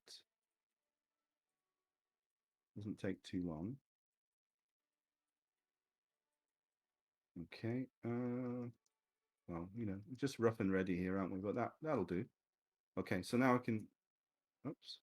I'm going to set the tile type to be a platform, and then go to the screen here, and let's say I can draw like this and just draw a platform like that, right? That's easy enough. Let's draw another one here, another one here. That should be okay. Okay, now if you go back to the screen where I was placing the sprite, you can see that the screen has been edited. So I can put him here, and then I'll just add here, if key 4, then jump, right? And it's got a pre-coded jump table, which I can show you here. That's the jump table, so it's accelerated up and down. And so hopefully now, there you see. Yeah. He's jump, right? Okay, and look, he'll be on the platform, and wow. no, That's right, there you go. outstanding. But notice, look what happens when he goes off the platform. Nothing happens. And the reason is you just need to enable the gravity. So I just type fall in here. And now when he goes off, he should just, there you go. It's amazing. There you go. It's amazingly accurate with my actual jump. That's exactly the way I do it. So now when you get to learn, kind of learn the code more, obviously you can code a lot more complex things. But what I can do is let's go back to I brought some other sprites to use here. I was messing about with a sort of conversion of Metal Slug, just having a bit of fun with it, really. But there's quite a nice kind of Nazi soldier here. So I know Aaron quite enjoys imagining himself. I know you've always wanted to be a Nazi soldier, Aaron. No, I Norris. want to smash him. That's what I want. Well, exactly. Yeah. He imagines himself as Chuck Norris. I'm going up against a Nazi soldier. You got that right. So this time I'll create 3 frames. It's the same principle. And as I said, there's a sprite editor there, so you can kind of change the. Let's see how we're doing. Yeah, that's 1 step, and we need 3 frames. Okay, so it really doesn't take much before you really have a chance to just try a few things out, right? Okay, so what I'll do is there are some templates that are built in, right? So what I'll do is let me create a Nazi soldier, and I'll put him up here. Easy enough, right? Just place him like that. Okay. And then we'll change the image. There he is. Okay, I'll go back. Now what I think we'll do is we'll just No, we don't want to clear the screen. We'll just give him a bit more room to manage. So if you don't want to do the code yourself, you can actually go and turn on, there's an option here, templates, right? So I turn the template on, and then in Sprite 1 here, there are a few that I can choose, and I'm going to choose horizontal. It's like patrolling enemy, right? And as you can see, it just adds all the script there. There are various checks that it does. And the only thing I'm going to change is I'm going to put in the animation timer here, because I want him to be. Okay, and there you can see this is a collision detection there as well. That means if you hit the player, then kill the player, right? So that's that. Hopefully that should just run.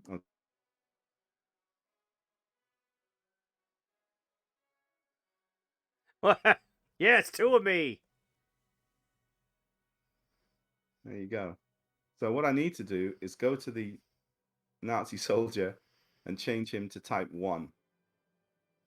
And then hopefully, yeah, there we go. And what we'll do, we've only got two, we need to add a second image, don't we? So we'll go to here and we'll add 3 frames, and then we'll just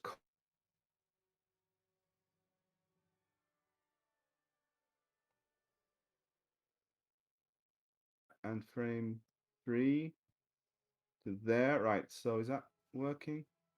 Yeah, I've got 1 extra frame. I'll just remove it. So that's good. And then I'll just horizontally flip each of those frames. And then if I go to here, you can see, so we've got, this is for moving left. If can left, move the sprite left, right? So all I need to do is just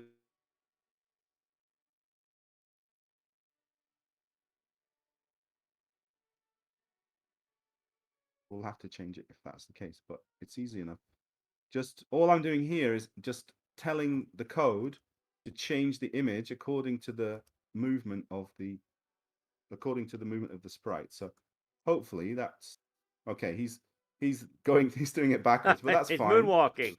Yeah, it's actually not a bad thing to happen, because it kind of demonstrates what I just need to change that there and that to there, right? So if I wanted to, I could have gone into the sprite here and changed it there as well. But there you go. So that's easy enough. Right, and now you'll see, look, yeah, you see I'm dying when I hit him there. There you go. Right. Good. It's easy enough, right? That's so, crazy. Yeah, you can have a lot of fun with it, and it doesn't take long. I mean, well, it depends what you want to do, but I mean, like you saw with Shay Maxim, there's quite a lot going on. It's not your standard game, but you can create maps as well. So I mean, I've got 1 screen there, but I can add more screens and create a map, and then there's a whole like game map here. So you can have quite a lot of screens where you can move the player around, and then there are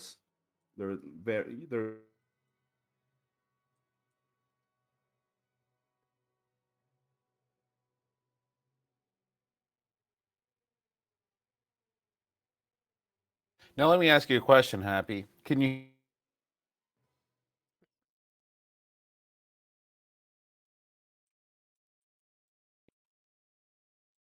hear yes and no? all I heard was yes or no. I'm sorry. All right, let's yes. try again. I always say yes. Okay. If I don't know the answer, I'll say no. Seriously though, go on. Let's try again. I'm going to try my best to break through the internet here. If this tool was available back in the day for the ZX Spectrum, how much easier would it have been to program games?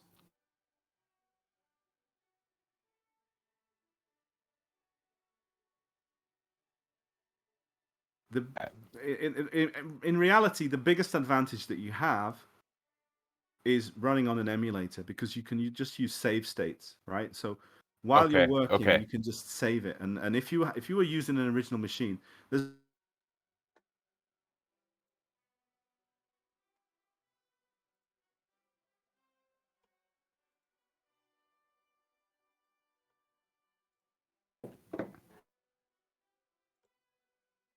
Did we lose Happy? I think we may have lost him, I'm afraid.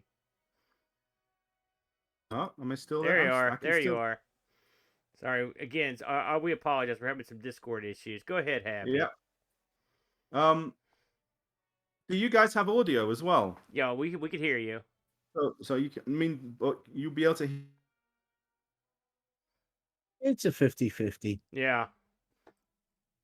Added here was the ability to load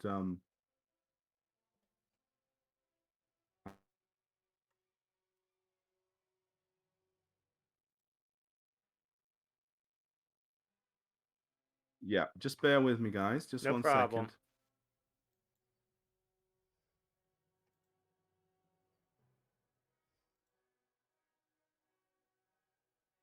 Okay. One of the things that I added is the ability to code in AY music, right? So I can, as it says here, this is using the 128K.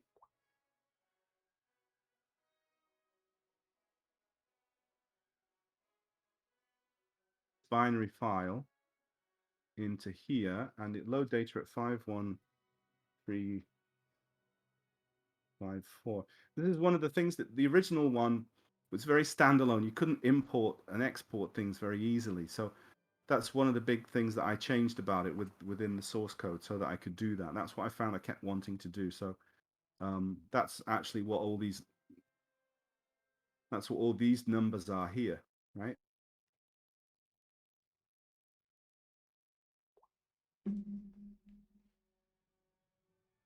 But yeah, well, hopefully this will work. If I go into the game initializer and I'll just say mus1, then that should give me... Yeah. Sounds great. It's awesome.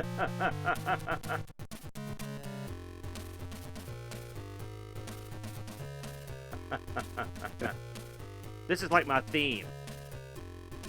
Isn't this Boat's favorite band? Yeah, he loves them.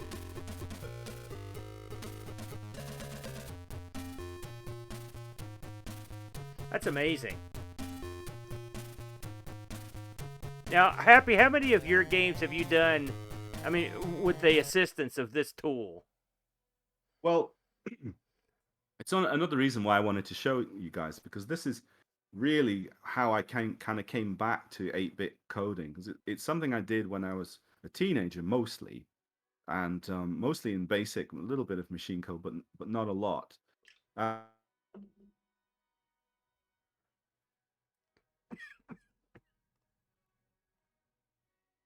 Mostly, I was just playing the latest games, you know. As I said, I had GameCube, I had PlayStation, I had Xbox, I had everything, and I'm just a really big gamer more than anything else, you know. And I started watching a show on YouTube about the Spectrum called The Spectrum Show. Some of you might know it, and they showed The this Spectrum Show. Yeah. So they showed this the guy Paul, who's now actually become quite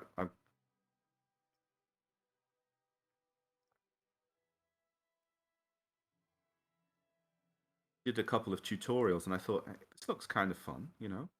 And so I started getting back into it, and it was kind of nice for me because being out here in Kazakhstan, I don't have a lot of consoles like I used to. I used to have, like, you know, these crazy collections. I had to sell most of it, but I had like 100 consoles and 4 arcade machines and everything. So really went for it, but most of it I had to sell. So this was quite nice for me.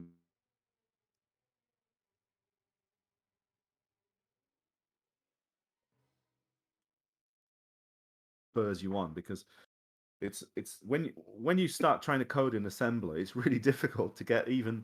It's quite impenetrable, you know. It's difficult to get even a simple thing like printing a line of text or something.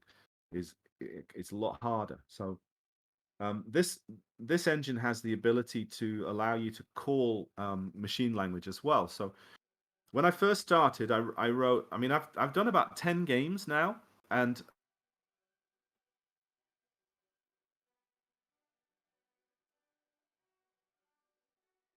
the arcade game Turtles. And then the next one I did was Roust, which is a conversion of Joust. So I mean, most of the stuff I've done is quite arcadey. I'm a big sort of early '80s fanboy of arcades. That's my big thing. But yeah, there was a few things that it couldn't do. This engine couldn't do. So the ability to kind of call assembly code that started me into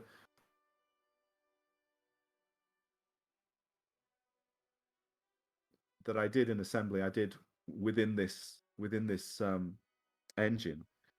And it meant that the very simple code, even, like I had for Terrapins, I wanted the levels to have different colors.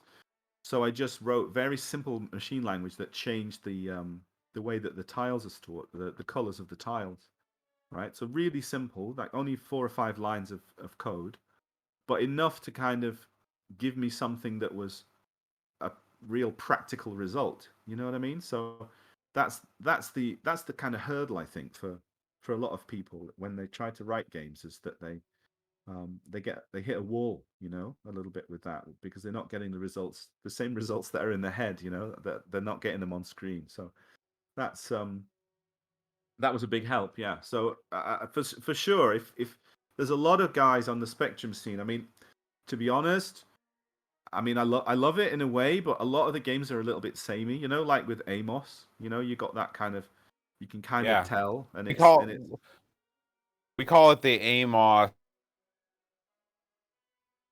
Yeah, I missed that, John. The Amos something. His internet's the worst of all today. I don't know why, but yeah, we see a lot of that on the Amiga with Amos. You can sort of tell. Although sometimes they hide it nicely, and sometimes it doesn't. You can't tell at all. But there can be a sameness to it. There's no doubt. Yeah, and this one has the same sound effects, for most of the games, and a lot of people write the kind of platform explorer game, and you get loads and loads of those on the Spectrum because there's no hardware to support scrolling and other things. So the games can be a little bit samey, but at the same time, what it does is it really opens up the chance for a lot of people to make a game on the old machine that they had when they were a kid, and maybe even have other people play it, right? So there's no harm in that, right? As they say, as my grandmother used to say, God loves a trier, right? Even if the games are not that great, that you have to love the fact that people are taking the time.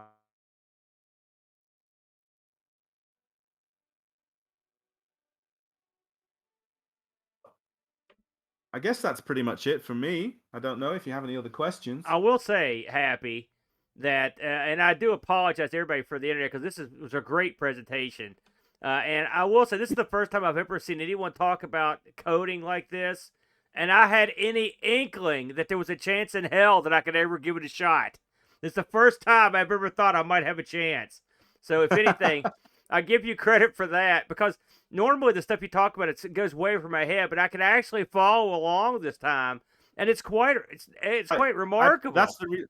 That's the reason why I picked this. As I said, Jonathan deserves the main credit because he's the one that wrote this engine in the first place.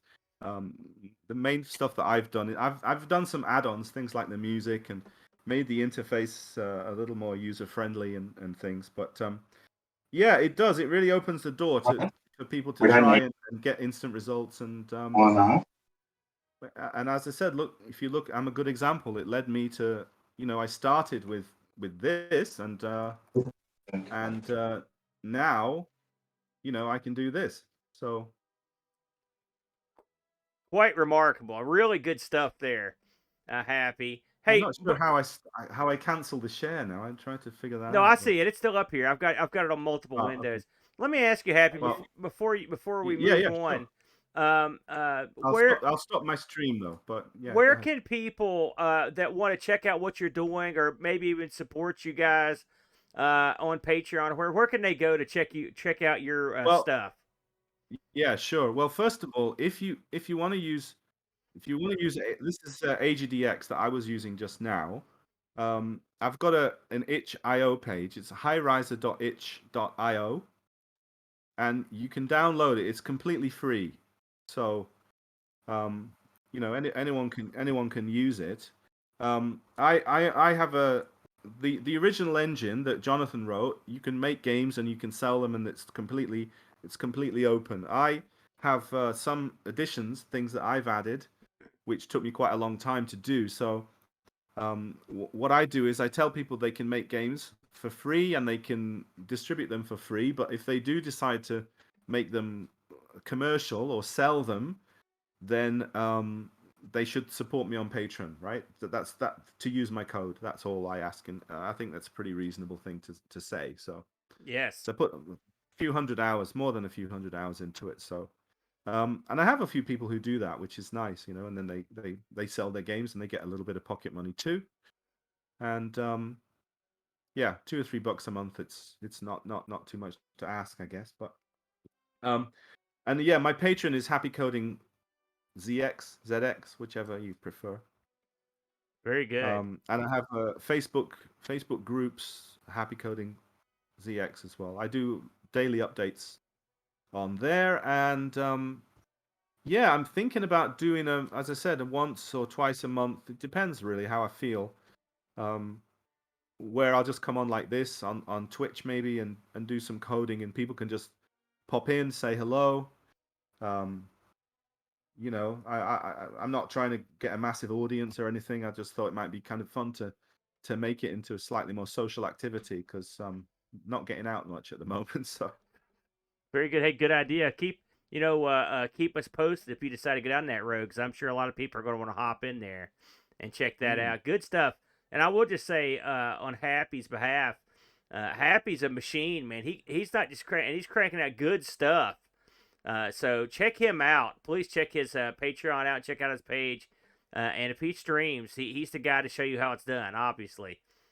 Curtis, did you say something? I couldn't tell. Yeah, I just got to say I have a quick question for him. Go ahead, you guys dude. hear me okay? Yeah, we hear you. Okay. Are you currently using the AG mainly as a tile sprite map editor now versus the actual engine? You do the engines yourself? Is that what you're doing? Say that again, Curtis. He couldn't catch it. Try again, Curtis. Sorry about that. Go ahead. Okay. I can't. No, I mean I still can't. I can't see Curtis on the. Oh, I got it now. Okay, just a minute. Where is he? Yeah. You may have had him muted because of his microphone. I did. Yeah, I'm just trying. I noticed that when I turned my video back on, that thing seems to have disappeared. I don't know why that's happening, but somebody hates us. Yeah, pretty much. Can you hear me okay, Happy? Yeah. Very, very much so. Okay. So the question I have is, are you using the AGD engine just as a tile sprite map editor now, and you're writing your own engines to actually run them, or you're just using it as a way to do the graphics and the sound as well? I mean, well, you know what? It kind of depends on the project, because like I actually thought, you know what? I'm kind of done with AGD because I pushed it as far as I could. But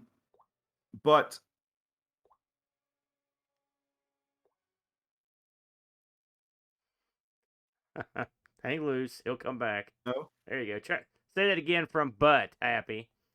But when I did Chez Maxime, I realized that I could do that on AGD with the limits of the machine, right? So, like the Donkey Kong, I tried to write it in an AGD, and it was impossible. So, it really depends on the project, you know.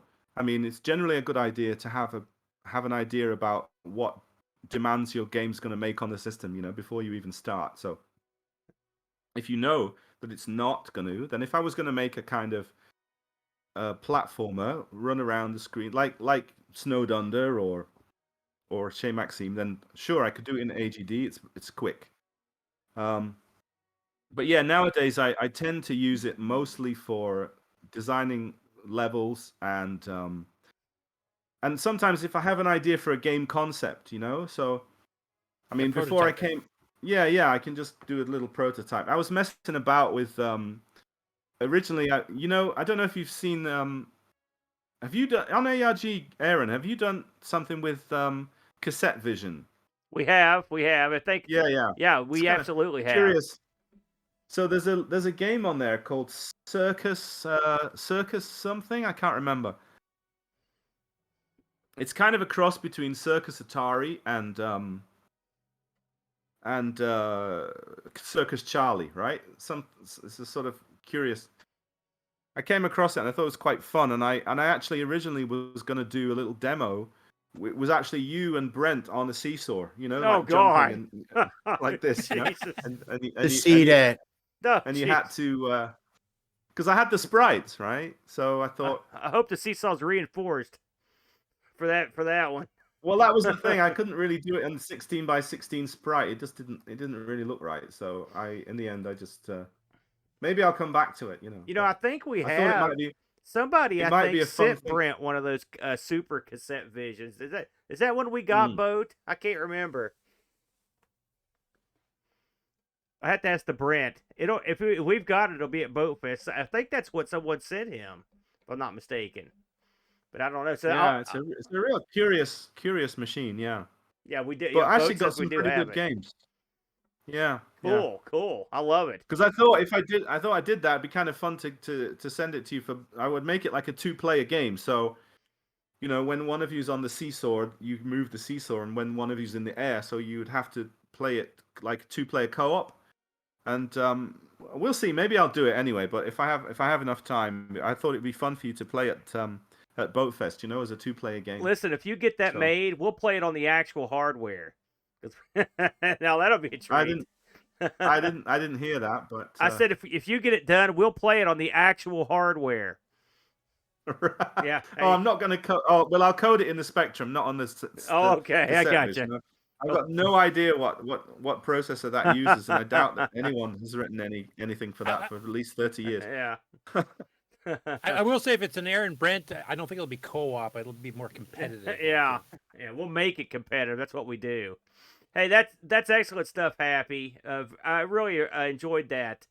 You know, before we move on here, I want to take a little time, just for a minute, because you know, we had Frank from RetroRewind.ca penciled in. He was going to do a presentation. He's got a lot of new products coming out, and some other stuff. Of course, all of his normal services.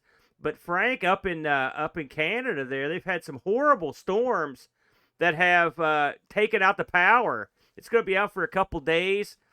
Frank told me that he had a something blow through his roof, so he's up there in damage control.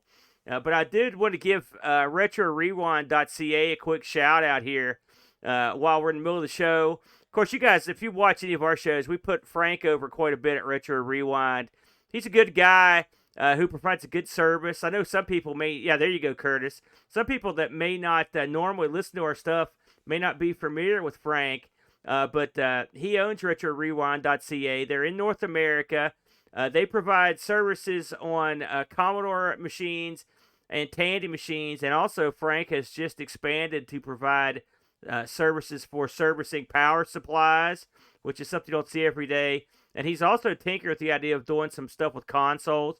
If you're looking for any sort of cap kits or accessories or cartridges for the Commodore 64 and the Commodore line of computers, Frank's your guy.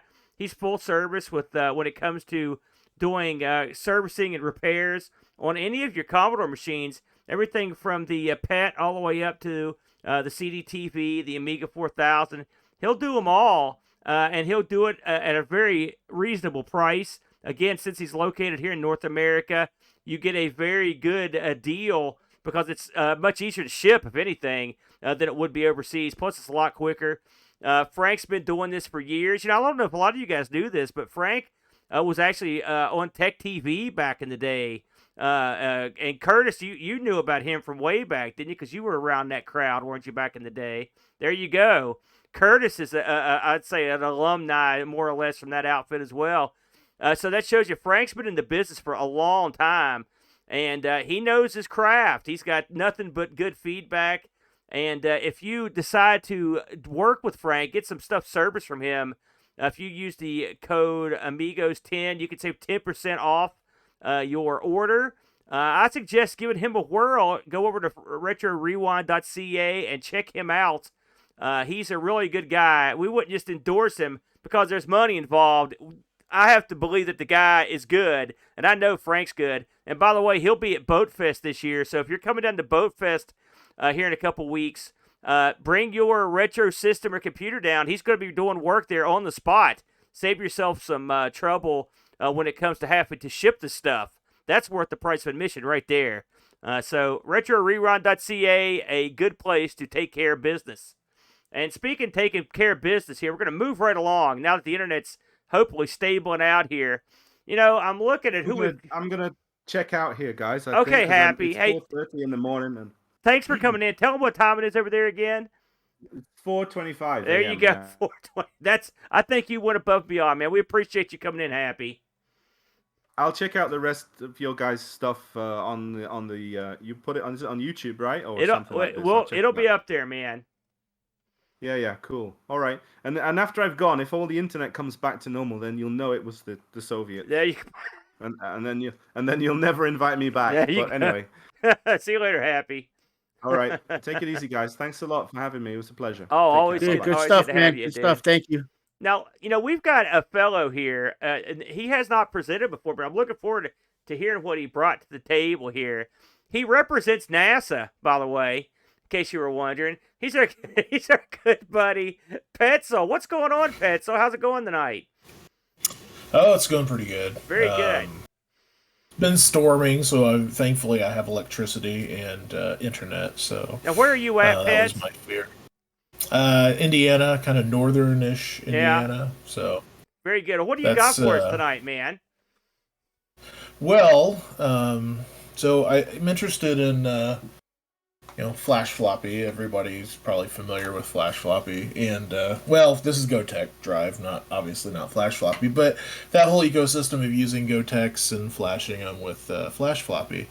And so I kind of looked into this recently and found a lot has happened in the past year. So thought I'd bring people up to date. I hadn't heard about what has happened with the GoTech drives. So most of us know that the Flash Floppy, the GoTech drive is a drive emulator. That's a low cost way to replace your floppy drives in your vintage computers. And then of course Flash Floppy is an alternate firmware that can be installed in the GoTech. Well, there's also things like the GoX, which is fairly new from the Czech Republic, and the HXC firmware. I'm not going to talk about those because this is, of course, about the GoTech. Well, in the past year, GoTech has changed the microcontroller that they use in the majority of their drives. They used to use the STM32F105, and I think we can see that right there. It's a fairly large chip. But of course, supply chain issues seems to be a theme we're having tonight. They've decided to change most of their products to this Arteri, a company called Arteri that makes microcontrollers. Let's take a look at this one. You can see where I'm at. So small. This particular one is an Arteri AT32F415. Now, the fact that they changed the microcontroller seems like a big deal, and it is somewhat. The Arteri chip is intended to be an almost drop-in replacement for the ST chip, but it does require that the custom firmware that is Flash Floppy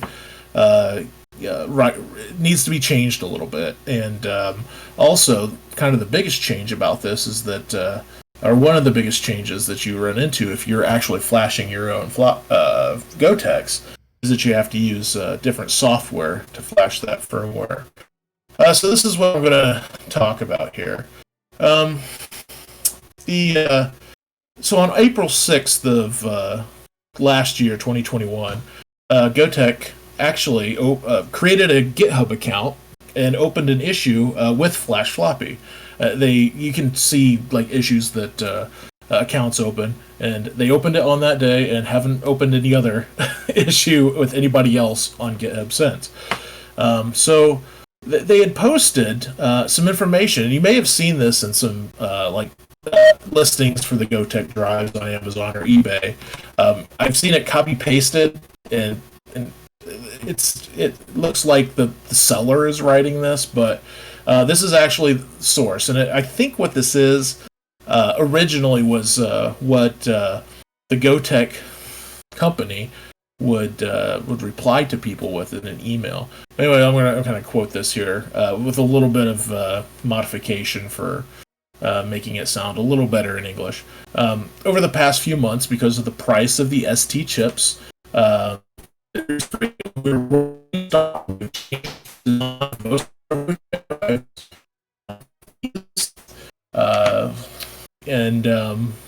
see, let me find myself here. Hold on a second. Changes the design of most of GoTech drive emulators and replaced the ST chips with the Arteri chips using this Cortex-M chip.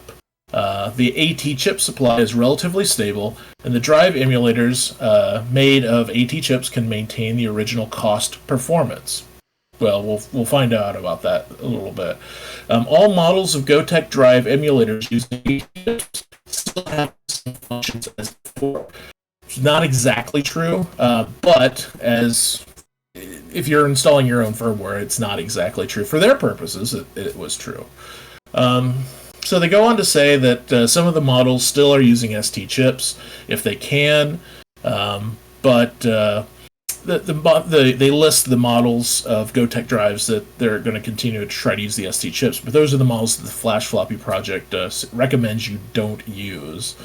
So some of those have two 7-segment displays instead of 3, and some of them are 26-pin instead of the normal 36-pin. 34-pin interface that you normally see. So, GoTech will continue to make these drive emulators that we use working with retro computers with the Arteri chips, and that's the plan going forward. So this was I thought was kind of funny. At the end of this notice, it says, quote, "For customers who want DIY by changing the firmware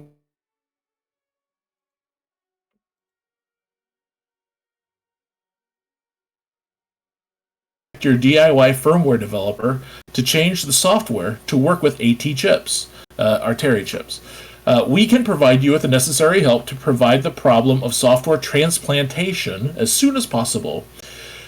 So I think since this post, and you'll see why later, GoTech is in direct contact with the developer of Flash Floppy. So that's what's happened. They changed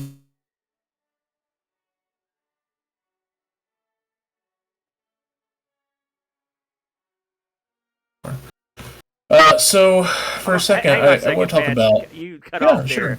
When you said that's what happened, say that again after that. You said that's what's happened, and then bam, say that again. Okay.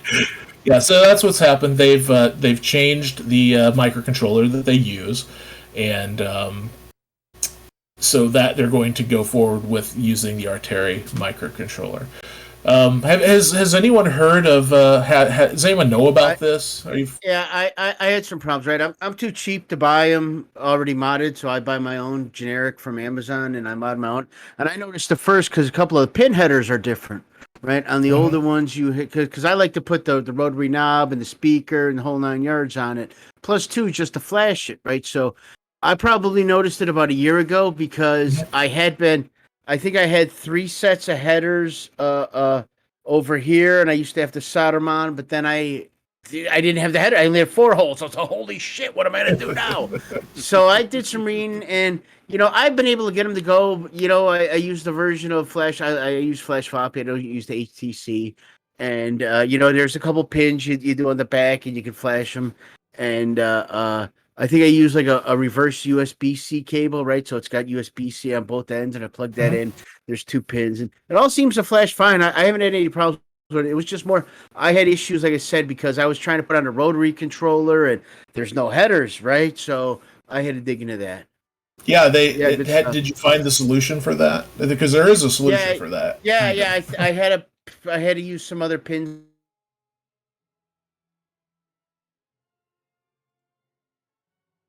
You've dropped out there, but yeah, they've GoTech has addressed this too, and I'll show you what they've done here in a second. So just back to this original post that they had opened, or this issue they had opened with Flash Floppy. Oh wait, no, I was going to talk about Kier. So the developer of Flash Floppy is a guy named Keir Fraser, and really this guy's awesome. I've followed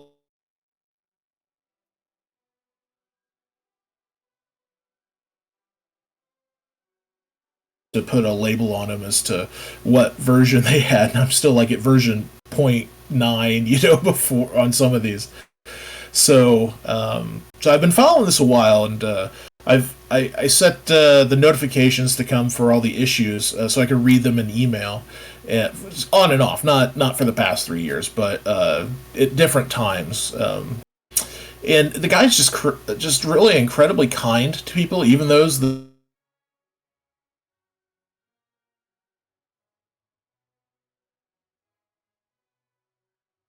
give us a very permissive license for the software. So, Keir Fraser is really quite, I think, incredible guy. So, but back to that original post. That same day, Keir had posted, quote, "Yes, the writing's on the wall. The writing's on the wall for the STM-based GoTex." So he was going to update Flash Floppy for this, and 3 days later had some working software to do this. So now that the dust is settled, what is different? Well, like you were talking about, David, the programming it is different. So now with the Arteri chips, you want to use the Arteri software that they provide. It's on the website. I've read some people say it's hard to find. It's not hard to find. It's just hard to know what software you need. So there's in-serial programming, which is where you use like serial TTL adapter like on your computer, and on the back here I'm not going to go through how to do it. There's a lot of tutorials on the internet for it, but serial, I kind of think of it this way: serial programming in the back, USB programming in the front, and so if you use that, to use the A to A USB cable, so all of the GoTech, or excuse me, the GoTech, Arteri software does accommodate both methods. If in Windows, you have to use the Arteri software. If you're using Linux or Mac, I've not done this. I've not actually flashed any of the Arteri chips, so I'm going off of documentation for these new chips. But in Linux or Mac, you can still use the DFU util that's in most repos. So if you're familiar with how Linux software works. But in any case, it's possible. The software is there. You just need to kind of know the difference between in-circuit programming and what's the other called? So in-circuit programming is programming in the back, and it's in-system programming, I think. Is that what it's called? Where you're programming it through USB. So the other thing with Flash Floppy and the GoTex is upgrading them. And you've always been able to, once you fully flash it, either going through the front or through the back, you can put the upgrade file on a flash drive and boot the thing up. It'll recognize it and automatically update the Flash Floppy software. If you've got a really old system, a really old installation of Flash Floppy, you need to update the bootloader. I don't know when the bootloader has changed or how old that bootloader needs to be, so I can't find really documentation on it. Well, actually, it depends on when you actually fully updated your bootloader. So if you fully updated Flash Floppy through the front or through the back by fully flashing it, that's when you're also updating the bootloader.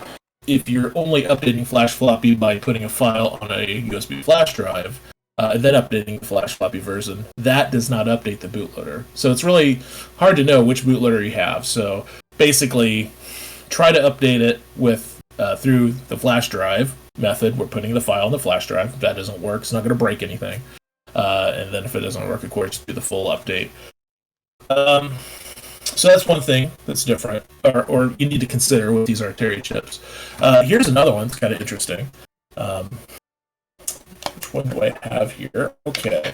So in the ST based, and it's not necessarily the ST based, but the GoTech used to put two, and I know they're small, but two different pin cables on these LEDs. So if you're going to replace the 7-segment LED displays with a OLED display, well, that's 4 pins in line, and I know it's hard to see, but you could just take those two, put them together, and connect your inline pins. Well, one thing they've done now is they've gone to a rectangle block, and I don't know if you can see that. So now it's all 4 pins connected in a rectangle instead of 2 different.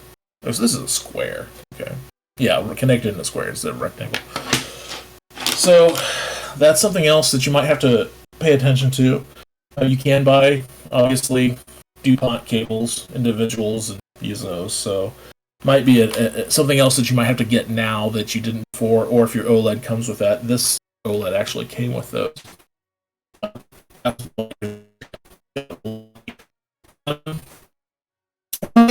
To use with the Artery chips is kind of better USB flash drives. Because the Artery chips don't have as much, or at least the ones that are in it now, don't have as much RAM. There's some particular problems with slow USB drives. So the biggest problem that they've had is track forming of high density HFE image.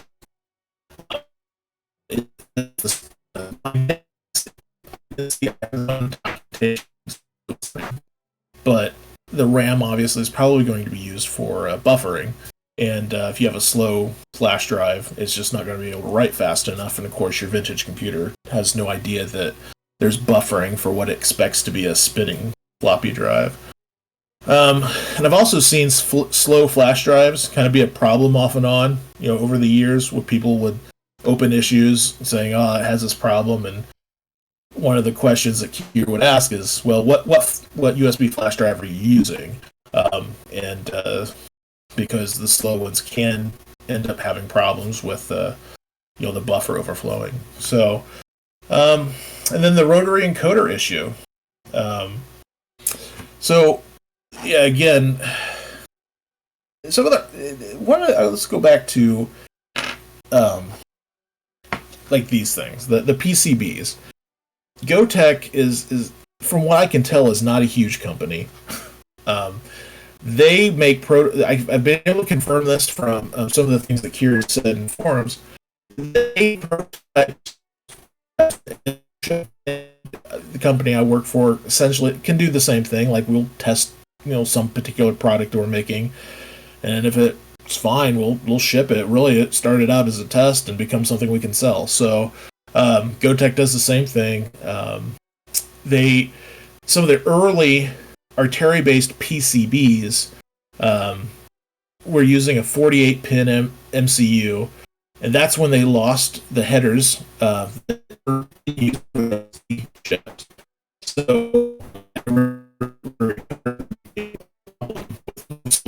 do it. So they quickly added a specific header for the rotary encoder. So I don't know if you can see it. I actually have a pointer here I can use. So this right here is the actual header for this. So most of the PCBs they've made, quote, recently have that header. You can see here on the one with the ST chip that did not exist.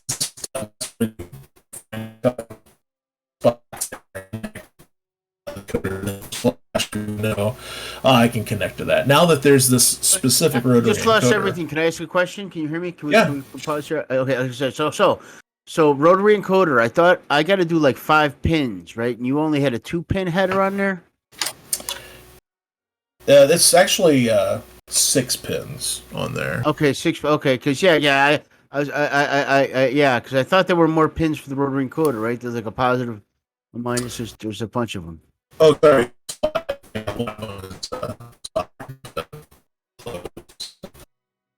And I'm like half blind, so I have to take my glasses off to look close. So how many did you say So were how there? many were on there? There are 5. There are 5 Perfect. spots for Perfect. pins. Yeah. Perfect. And they're not marked. There is documentation of people trying this. In fact, on the GoTech website,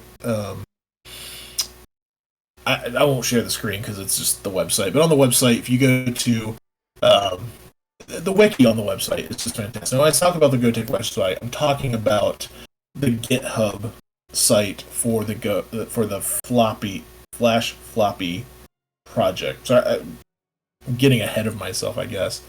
So let me say that again. If you go to the website for the Flash floppy project on GitHub, in the wiki, there is a lot of good information in the hardware mods link under installation. You'll find the information about the old way to mod it and a new way to mod it. So the new way, of course, with the header and which header pins do what. I've never used a rotary encoder, so I'm not exactly familiar with it. So I don't know if you can see this, but right, this is how I've got the old. This is the, I guess, the tertiary version, right? This was after they had the new chip, but they only got 4 pin headers over here, right? So I had to run all these headers. I don't know if you can see any of this, right? And they all go to back here. And then I've got these other 2. These are for the speaker. But yeah, but you're saying now they're sitting somewhere over here, huh? That is correct. Yeah, and that's the luck of the draw with buying these GoTechs is since they even release not development but prototype versions of boards, you never know what you're going to get. So yeah. You kind of there's a lot of good information on the website about. I think it's the same like the Grease Weasel. You get all different versions. Right. I think the Grease Wheels is more standard.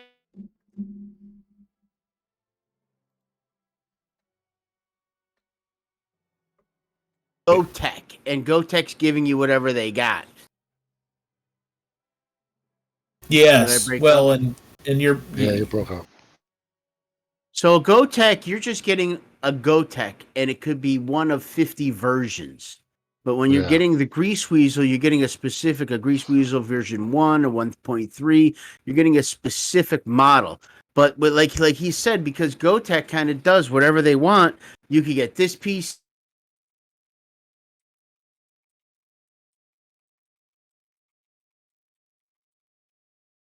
Yeah, you stopped up there, David, but you're absolutely right. The Flash floppy GitHub page has good information about what versions of the boards will have what options, like whether you can use an encoder, which way to use the encoder. It's another thing that they've done recently is they're putting their board version number here at the top so that you can actually see it.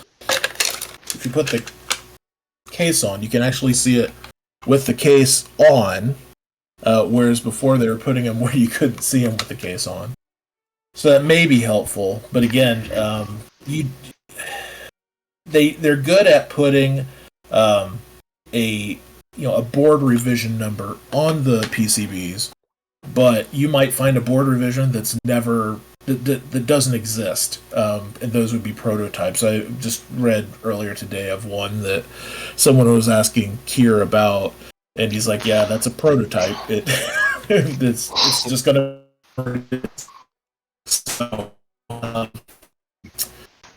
see here, the Arteri chips. One other thing I didn't talk about with those, if you notice, this chip is tiny, and compared to the ST chip. Well, this small chip is only a 32-pin chip. This is a 64-pin chip. With Arteri, this was again almost like an interim prototype. They did do production on these.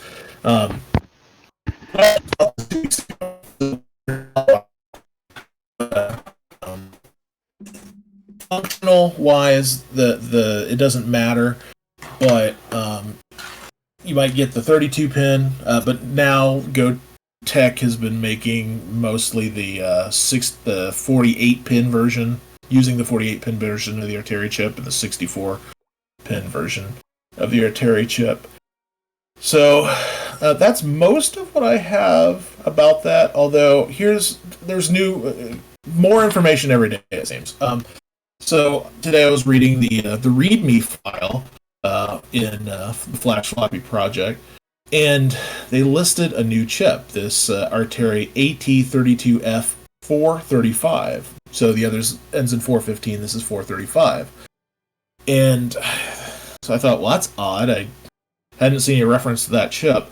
So that chip, though, is a 288 megahertz Cortex M4 chip that has 256 kilobytes of flash storage, which is twice what these other chips have, the other Artery chips. The other Artery chips, I think I mentioned it, have 32 kilobytes of SRAM.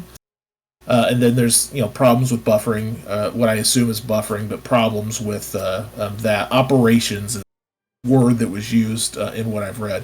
But anyway, 32 kilobytes. Well, this new chip has 384 kilobytes. So that's a lot. So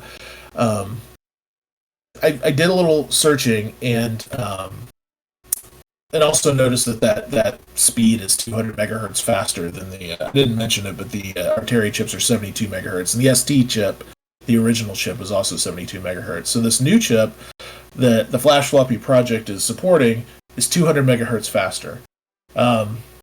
So I did a little looking around, and it looks like Cure added support for this chip on March 13th of this year. Now, here's the really interesting part. 24 days ago, in an unrelated thread that was about adding hard disk protocols to Flash Floppy, which is in and of itself is kind of Kier writes this. He says, the other thing is, if you wait a bit longer to buy one of these GoTechs, hopefully just weeks, Kier says, you'll get GoTech boards with this better MCU, which would be a lot more comfortable for hard disk emulation. So what Kier's saying is, what it kind of sounds like is this new chip is going to be on GoTechs. Now, how he knows it? Well, obviously he's in contact with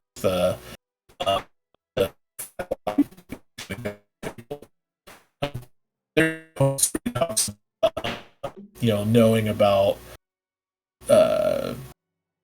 Well, I'll read this. So he says the advantage of the 435, which is that new chip, is not that it's particularly crazy good, but it's almost a drop-in replacement for the current chips. And the factory seems, so he's talking about the factory here, the GoTech factory, seems committed to supplying GoTech boards with this chip. They are sampling these 435 PCBs right now.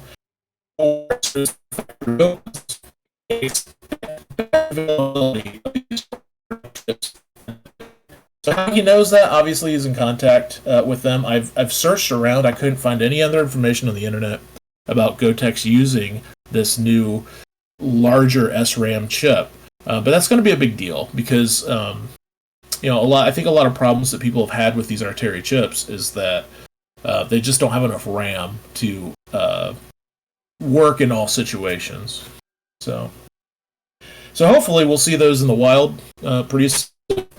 4 days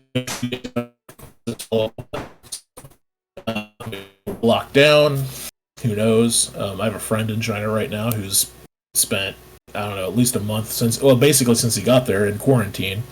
So, yeah, we'll see what happens with China opening up again. But I don't know. I haven't heard anything recently in the past few days about what the status is of the lockdowns over there, but I'm sure it's not getting any better. So that's basically all I have with that. If you have any questions, I can try and answer them. And I want to just a shout out. Metal, sorry. Yeah, Pet. So we had a lot of internet problems on and off during your presentation, which sucks because I've got me a bunch of GoTechs, and so I was like, I got to hear this. So I think we got the majority of it, but you may get hit up on the Discord for some follow-ups to your that'd be fine. Because I do much better I do much better with typing than with talking. Oh, it I wasn't think. you. It wasn't you. It's just that, and I. Oh, yeah. And I will say, I was just got a message from Curtis. Apparently, there's a big internet problem all over the Eastern Seaboard tonight for whatever reason. So I don't know. I'm assuming that's the trouble we're running into. But I enjoyed that. Anybody want to ask Petzl any questions while you got him on here? There were a couple little Have you- breakups, so- but everything we got was great. Yeah. It was really informative. That was good. So there was a comment in the Twitch from Buck. He's thinking maybe just use the XHC. Have you used the XHC, and would you want to maybe have a quick 2-minute comparison of maybe that's the way to go instead of what's the difference? I have not used HXC. I've always used flash floppy. I kind of put that in my basket a few years ago, and so I've tried to learn as much about it as I can, and like I said, follow the project on GitHub. So I can't really compare them, but I think the flash floppy is just as easy. I don't know because I've never used HXC. Yeah, I used to use HXC before. Have you used the Mobius? I saw you waving your hand. He gone. Beagle. So I used to use the HXC when I only had the 3-digit thing and it only had numbers because I was able to get a nice big printout of what was on there and whatnot. But since I'm now using the big displays, I just twist the rotary and I don't even bother with none. I just throw all the ADFs right on there and I just twist away. I think that's a good idea. I haven't done that just because I have so many other projects to do. It's easier just to flash it than to do any hardware modifications. Yeah, understood. Mobius, I saw you click in it for a second. You broke up. Can you want to chime in on the XC? Nope, we can't hear you, man.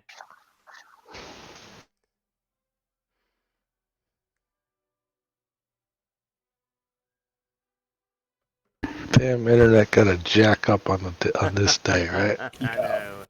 It's my fault. I shouldn't have joined. That's what. Listen, unless you're doing something to the Eastern Seaboard, Oh, that's I don't think you're off everybody. the hook. All over the place. We'll see if we can.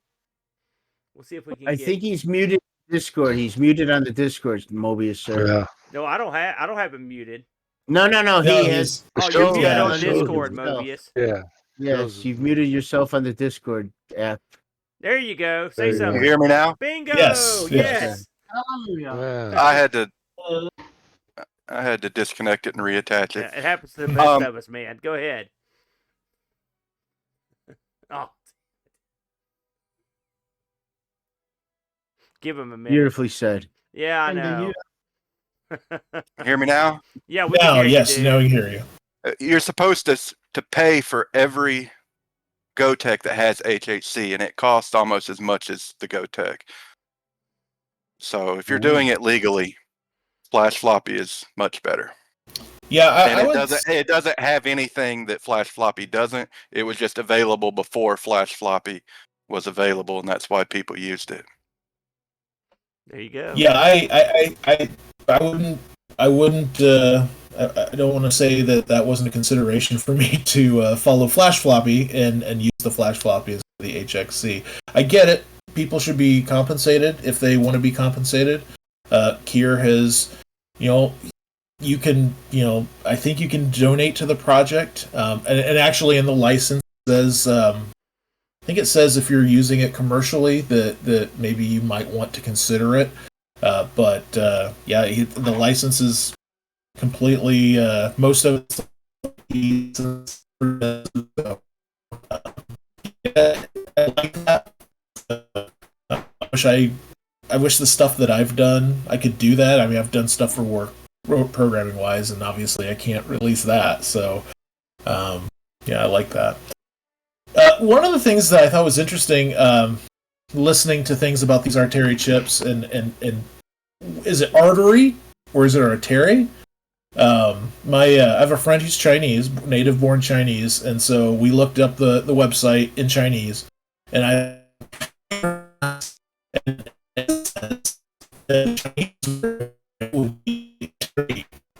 never hard time not to try and Trilliar. It's Yateri. Yeah, so more like Ya than that. But I think most people will probably call him Artery. I've just gotten the habit of calling him Ateri. So I don't know if you've heard any people call him different names, but I'm just like, give me that. That's the best I can come up with. yeah. Very good. And I suspect, Pet, so you're going to be inundated with questions when this is over, because, like I said, we lost some of yours in and out. So, but by God, we're going to power through tonight. That's the name of the game here. Thank you very much, man. That was good stuff. Clearly, an educated man, ladies and gentlemen. And now we're going to go to another fine gentleman. Another first timer here tonight that's going to step up. And let's hope his internet holds up for a little while at least. It's our good buddy, Mysterious Mobius. What's going on, Mobius? Look at all the stuff behind Mobius, by the way. You know he's got the jack. Rack full. Can you hear me? We can hear you, dude. Okay, y'all don't mind if I talk about Amigas, do you? No, are you kidding me? No. I've heard of those. All right, well, I right just want to talk about my next big project. Haven't barely started it, and if there's time left over, I'll show my collection. All right. If y'all want. Yeah, man. And I just have to say, I'll be holding a Amiga. I'm gonna be holding the webcam, so if I make anybody sick, I'm sorry. Okay. But I pretty much have every Amiga except for the CD TV.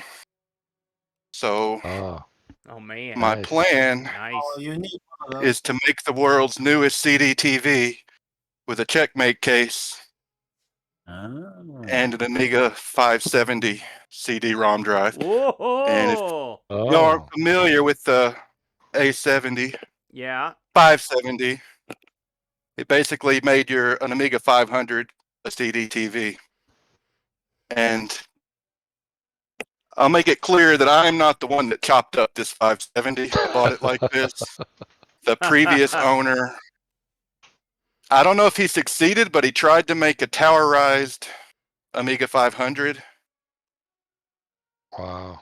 And he actually painted crazy. it like a green stone paint or something. Yeah, what was he thinking? And I would What never life, do an though. irreversible mod to any vintage hardware. So I'm just putting that out there. That makes me feel better about my many catastrophes when it comes to modding cases. So I feel better about it, because that's hideous. Yeah. So what my plan is with the Checkmate board, it has this awesome. The best part about it is it has this connector on the side for the 500, which will let you use the A500's Zorro slot basically, and then it adds another Zorro slot. So what I'm going to do, I'll mount the CD-ROM over here. And I don't know whether I'm going to chop this up further. It's already destroyed, so it won't really make it any worse, or to 3D print another face to make it match this Gotek. Any of y'all heard of a Gotek? But I'll have to 3D print another tray for it to sit on, that's what's hindering me now. So you're gonna put the 570 in on the right side, and you run a ribbon cable across the machine to the connectors. Yep. And see, here's the other part with the connector. Is there a Zorro ribbon cable? I don't. Yeah. Well, he added one. You can make it poorly. right, 'cause somebody made it. Yeah, So this will go across. It shouldn't affect anything that and much. hook there. Yeah. Well, you might have to put something to support all that hardware above the coming out of the right. Yeah, well, it's actually going to have to go in upside down. Yeah. And it will hook in down here. See that? Having to steer. My case would probably hold that no problem. Oh. I just realized that wasn't attached, so it will actually plug into the one down below. Right into there. Yeah. Is that right side up or is that upside down? It's upside down. So I'm going to have to Is it make sure supposed- that it doesn't short out on anything. And of course, I'll be taking out this Firebird vampire. Well, I don't know. I haven't decided. Yeah, leave the vampire in there. Hell yeah. I mean, I don't know whether to keep it as original as possible or just go all out, add RGB to HDMI, vampire, everything else. But I think to start, I will just have the 570 there. And the 570, you can add a SCSI controller and the memory. But people still make the memory, so I can get the memory, but those SCSI cards are stupid expensive. Oh, well, didn't the guy So- at the show have a new SCSI card coming out? That's a Zorro 3 SCSI card. Yeah, that'll be a couple $100. Yeah. I might have a But- SCSI card. If you want a regular Amiga SCSI card, we could send me a message. We'll work something out. What, like this one right here? Yeah, there you go. There you go. So then the once I get that in there, then I'm gonna put the A2091 hard drive Yeah. controller on top, and it has 4 megs of memory too. So I think the 570 controllers are, I think you can add 4 megs to them. Y'all know. Anyway, 4 I megs on think it that, has and then more to. another. I think it has more to do with the CPU, right? As long as you've got a CPU that can address it, you could have 12 different kinds of memory cards, all add memory. Right. At least that's how mine work. Right. Yeah, well, like this will if you've got a 68,000, you can't go over 8 megs. You're stuck.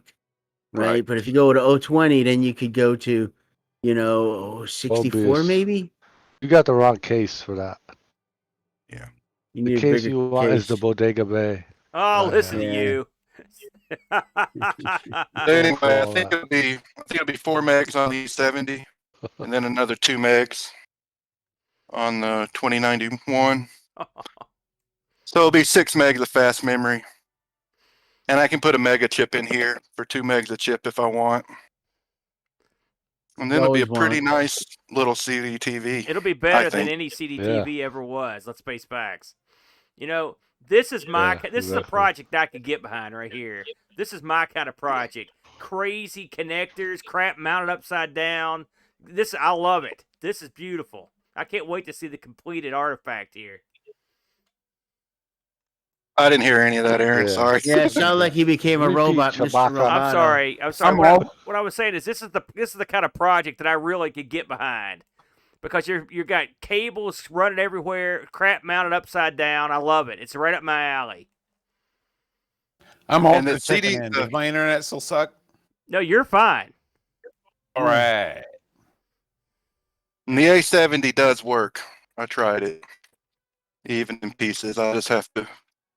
The fun part is going to be running all the audio because it has its own audio. So I have to run the audio from the CD player and either run it in through the back of the case or wire it up to combine the CD sound with the Paula sound. And it has little volume knobs and stuff on the front and a headphone jack, and hopefully I'll be able to route those to the front of the Checkmate. There's a little another door here. That's a cramped case.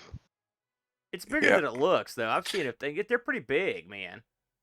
He can pull Yeah. it off. He can pull it off. He's got enough room for that. No, I'm not saying it can't. It's just Yeah. tight. It'll definitely fit without the Firebird. Oh, Rob, you've got I a don't know case if the it- size of a barn. That's why you're spoiled over there. That Bodega Yeah. Bay case. My old apartment wasn't as big as that thing. Hey, but I got room to Now spare. it definitely wouldn't fit in this Checkmate case. No. Nice. No, Nice. definitely. What's I in got there? a Mister in that. It's got the Mister with the actual Checkmate Mister board in it. Got it working. Haven't turned it on since. Oh, jeez. That's the way 99% of the people that bought that thing is the same thing. Really? You think so, Bo? But Absolutely. Hey, I gotta ask you, Mobius, before you, because I know you're going through your collection. What, and since you're building your own CDTV, did you just give up on trying to find one, or did you just think you could do it better? What was your motivation? I can't afford one, and I'm not Chris Edwards. I don't have a true friend sending Yeah. me one for free. So Yeah, no I kidding. got to build one. Hey, feed folio. I can tell that from here. Yeah. Nice. And I just started collecting with the consoles. So I got a pretty good start. You got enough PlayStation? The other day I got 3 PlayStation 1s, an N64, and a Genesis 2 for free. So that Nice. was a nice score. Wow, Then I got bonus. the Atari 5200 with the trackball, missile command. I'm walking around with a lot of laptop, so Does your 5200 work? Forgive Have my- you tried it? I haven't, but it was sold as working, so Yeah. it Is should. that one of those goofy ones with the power supply and the RF cord? Yeah. Yep. Half deal? of them Yeah. have those and half of them don't. So Yeah, yeah. That's how mine is. It's so goofy. Oh yeah. Those trackballs are really nice. You could kill a man with one of those trackballs. Yeah. You could beat him to death. It's got the. Hope I'm not making anybody sick. It's got the controllers that fit in there. That's what the big one. Yeah. That's the Oh. problem with it. Is those big goofy analog controllers. Yeah, they're horrible. Yeah, yeah. That's one And- console I didn't even try to fool with that much. I took my controllers apart one day. They're still apart. I got a little bit of Apple stuff. I got that old Mac Plus. Oh yeah, it looks familiar. Oh, that guy needs new caps. Get those caps checked, brother. Yeah. And then got an Odyssey 1. My Oh, goal is to wow. have every generation of console, at least one representative of each version. So got the Odyssey 1, got another Pong machine up there, Atari 2600. You need a Vader television up 2600. there, NES. I never had an NES because I got this Amiga 1000 in Yeah. 1987. With And not one, but this is my only original computer, or my only original Amiga is that 1000 right Looks there. good, man. Your keyboard. And looks those a are lot better my than only mine. 2 original games. And they're almost probably the most valuable ones I got too, so that's cool. Nice. But and I got a Coco because I keep hearing about it. Yeah. I might turn it on someday. Oh, you got to fire that up. TI 99. That was actually my uncle's TI 99, and that Odyssey 1000 was his as well. And I got a 64, and that's a Joyboard behind it. The first Amiga gosh, product. yeah. I have to add a And then- woohoo to that, by the way. I got a few Amigas. Yeah, no This kidding. is my This is my toaster setup. Oh, look at that. Nice. That's Nice. really nice. Man, you have a problem. Man, you ought to be making some content. Yeah. Who? I don't Look have at time that. for it. Any one of these machines is a hobby. And this is what I've Yeah, discovered. I don't yeah. have time for any of them. Yeah. But That toaster is beautiful. That's quite a setup you Is got that a there for that. 2000? Isn't that nice? I made that Yeah. custom GoTech. I did all that. Yeah, because the GoTech is not tall enough to fit in the Right. original floppy. Yeah, that's nice. So the 1000, 2000. There's another 2000 back there on the shelf. Did your And video there's toaster? 500. Did your toaster come with all those monitors and stuff? Did you get it for like a TV station or something? No, I bought the PVMs. Oh man, that's big money. They're Where you getting they're those not very PVMs they're from, not man? good ones. All right, They were Mobius. cheap. Yeah.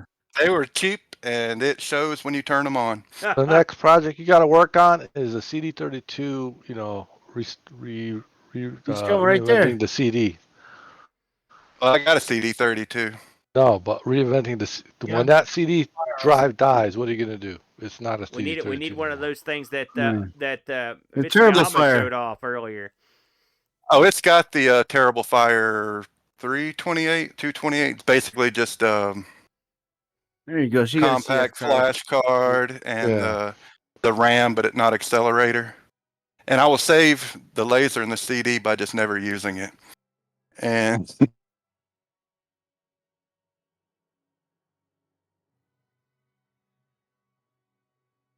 and then Oh yeah, here's a 3000 here and the 4000, and that 4000's got a Cyberstorm Power PC in it, which I really need to do something with. Well, Very nice. the guy that I bought it from, it was the same guy that I got the A70 that he hacked up to put in a 500. Is the same one that had this 4000. Wow, that guy's not too bright, huh? What else is he selling? You got any other stuff? Yeah, he must have been a collector. Holy smokes. You do not want to. He gave me the 4000 for $200. That's what I said. It's not too bright. And the two Cyberstorm PPCs for 200 each. What? Nice. Holy smokes, man! Now they didn't work. Though that PPC's been around the world. It's been to Frank in Canada, then back, then to Staczu in Poland, and he upgraded it to 400 megahertz. Hey, Cobra But I Khan's got really a good need- question.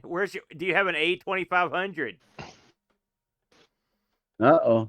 No, but that video toaster's got a GVP combo, 50 megahertz in it. So Wow. How often do you fire this stuff up, dude? not enough. Yeah, I mean, how could you? I get it. How could you fire? I this get it stuff up and I get it up and running, and then I go to the next project because I found that it's much more fun to get them up and running than it is to actually use them. Oh yeah, I understand. Except for that machine right there. Those things are fun to drop off This of a iMac, dock. basically. Loading That's just bay. an investment. I got it for dirt cheap, and I think Oh, they're the next one they're the next ones that are going to go super expensive Yeah, you're probably right. because Steve Jobs, and it's the first thing Steve Jobs did when he got back to Apple. So and I got a shows. G4 down there. Oh man, Boat. He's I want to living your put more. dream, dude. I'm gonna put Morphos on those. That's the only reason I got them. Can you put a Morphos Yeah. on an iMac G3? I didn't know if you could or think not. you No, can. I think there's only certain kinds of the other one. They need very specific hardware. Yeah. And this is the Intergraph workstation. And Unusual. well, it's they were made in my hometown, and my grandfather worked at IBM with 3 of the guys that started Intergraph. Oh. And I use Intergraph stuff at work. So that's why I got it. It's basically just a Pentium 2. No, it's not. I think it's a Pentium 1. But anyway, that's enough showing off. Very Still looks impressive. nice. Hey, Very cool. Super Tech Boy asks, what's it cost to insure a collection like that? It's got to be a fortune.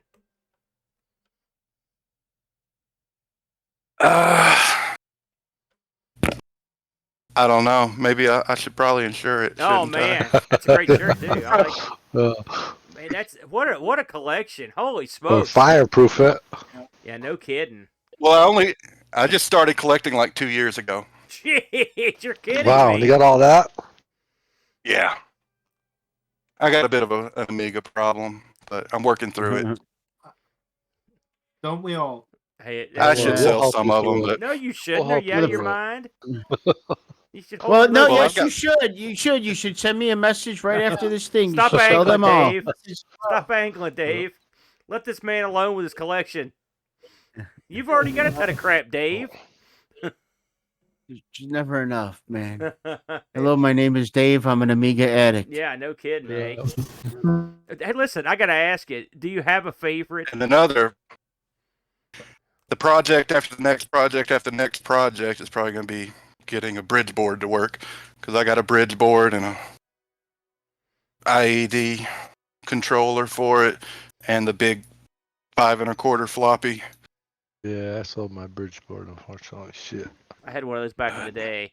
I don't know if you heard this before, but I'm gonna ask you again. 286. Do you have of all those computers, all that stuff you've got, all the different types? What's your favorite one? The 3000. I just like looking at it. But my Do you have any favorite one to towers? use? Yeah, No, I 4000. don't have towers. 4000's boring beige box. Yo, the 3000 is a gorgeous machine. We can all agree on that. It's a good looking machine. The one I spent the most time with is that the one in that checkmate case because it has the vampire in it. Yeah. So that's the one I've been messing with the most. Well, that's not the new. That's not the vampire. That's the new thing. What did you say? The ice drake, right? It's no, it's the Firebird. Oh, okay. And it's impressive. That actually works. For the 3 or 4 games that actually work on it, it's pretty awesome. That is a very astounding collection. Great. Thanks for sharing that with us, Mobius. Good stuff, man. Listen, Yeah, don't great everybody stuff, don't Mobius. look up Thank where you. Mobius lives and drive a truck up there with a machine gun. Yeah. After this Me and is Dave over. are going heisting tonight. I'm talking to you, Dave Z. That's what I'm talking Oh, to. Don't start sicking the dogs on him while you go there and start taking all his crap. Dave, since we're talking about you, we might as well. Dave's usually the man with a plan, and I know tonight he's got a presentation lined up that's going to knock your socks off. Dave, let's throw it over to you. Since you coveted Mobius's collection, maybe you show us a little bit of what you got over there. Well, I was going to go a little opposite direction today. I was going to kind of give you a little introductory to 3D printing. Okay, I've sounds had a good. lot of like requests recently to kind of do this or do that as far as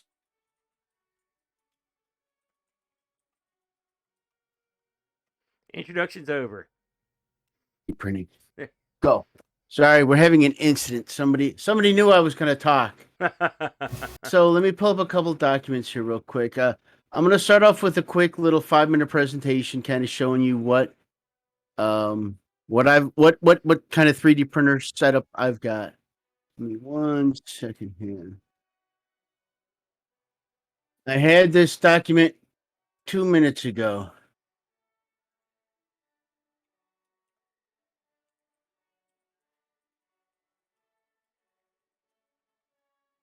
Hey, that's a collection. Dave has a crazy collection. Hey, 1 second. I see Discord.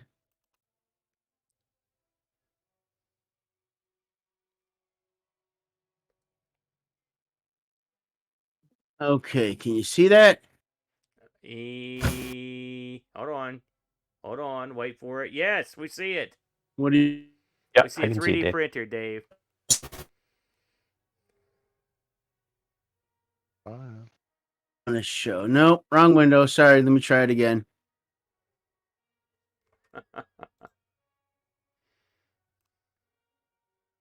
Screen.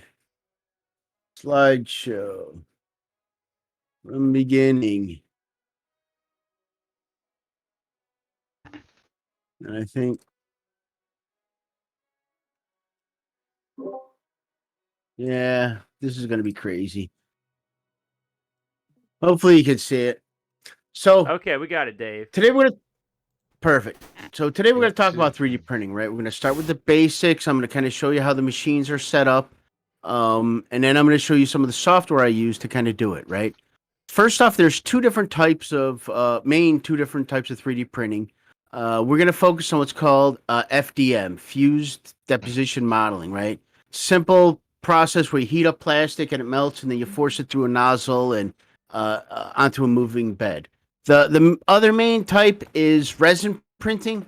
That's where you kind of dip it into resin, and that's just a nightmare. I don't mess with that. So a basic 3D printer, right? It's a simple frame, usually made from metal, right? You don't want it from plastic. And it has a couple different pieces. It's got a build surface, stepper motors, extruder, and we're going to cover everything here. So first off, you've got an x-axis, right? You've got a y-axis, and you've got a z-axis, right? 3D printing. The bed itself travels on the y. It goes back and forth. This bar goes up and down on the z, and this motor goes left and right across the x, right? So there's 3 different motions to get everything printing, right? Then you've got a build plate, right? So the build plate is what it sits on. It's usually a heated bed, So the bed, I don't know if you can see this. This is a bed, right? It's simply a couple wires going to it. There's a heating element underneath it, right? And then it's got this insulation, and this is aluminum, right? So the element sits on the bed. 9 times out of 10, you're going to get a piece of glass, right? This is the official Creality thing. It sits on here with some clamps. Glass sucks. You never want to use. Everybody's using glass. They put tape on. They put a hairnet, hair gel, all kinds of stuff. You don't want any of that. What I use is I've got a piece of. It's a flexible piece of metal, right? And it's got a covering on it, right? And on top of this metal plate, there's a flat piece of magnet that I put on there. So this sits on the magnet. So when the entire print is done, I just pop this off, and the print pops right off. It's fantastic. Anybody who tells you they're using glass and hairspray and hairnet, get out of here. That's not the way to Liars. go. I'm sorry. Liars. Oh yeah. Bad. So that's the bed, right? So there's the bar that travels up and down, right? This bar carries the extruder motor as well as the hot end itself. You can't see it, but on the back side of this motor here is the motor that moves the hot end back and forth. Behind here, there's a extruder motor on the back part, and that motor feeds and retracts the plastic filament, right? So the plastic filament comes out this part here, and it goes through this thing here. It's called a Bowden tube. And it goes into this part here, which is the hot end assembly. So the hot end assembly goes back and forth based on this motor here. This Stettmer motor drives a gear that moves this thing back and forth. There's another gear here behind here that runs this pulley that the bed sits on to move it forward and back. It's controlled by that. Should be over here. The other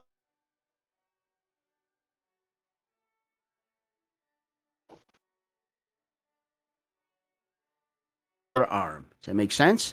Some of your bigger printers, you'll actually. Hold on a second, Dave. Rewind. You'll actually have a motor, for a second, stepper Dave. motor. I missed some of that. Just go back. What was the second arm for? So you see how this arm right here with the hot end, this has to go up and down somehow. Right. This goes up and down based upon this rod. Okay, I got you. Okay. So this motor right here spins, and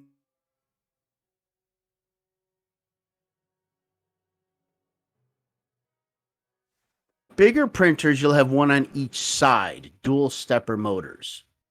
Now they move the hot end assembly. This is the hot end with the cover and the fans removed. Oops. Right? So this blue part here, this is the Bowden tube where the plastic comes in inside of this. Right? And you see this Bowden tube goes all the way down to in here. This is where the nozzle. This is the kind of an X-ray of the hot end. You've got the PTFE tube. That's the blue tube that came in from the other end, right? And then you got in the middle here, this is the actual plastic, right? You've got the heat break. This kind of keeps everything cool. The heat block, this is actually what gets really, really hot. And then this is the nozzle that heats up. And as the plastic is pushed to a point, it's then extruded onto the surface. So far, you with me? So the hot end assembly, here's a picture of it with the fans, right? This fan, right? It blows onto the heat break to keep the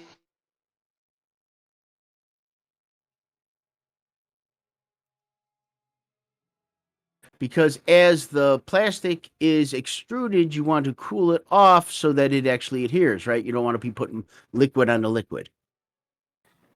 Everybody got so far what we got here? So let me go back to the main picture. Yes. This goes up and down. This goes left and right. The printer goes back and forth, right? Now, when the plate heats, right?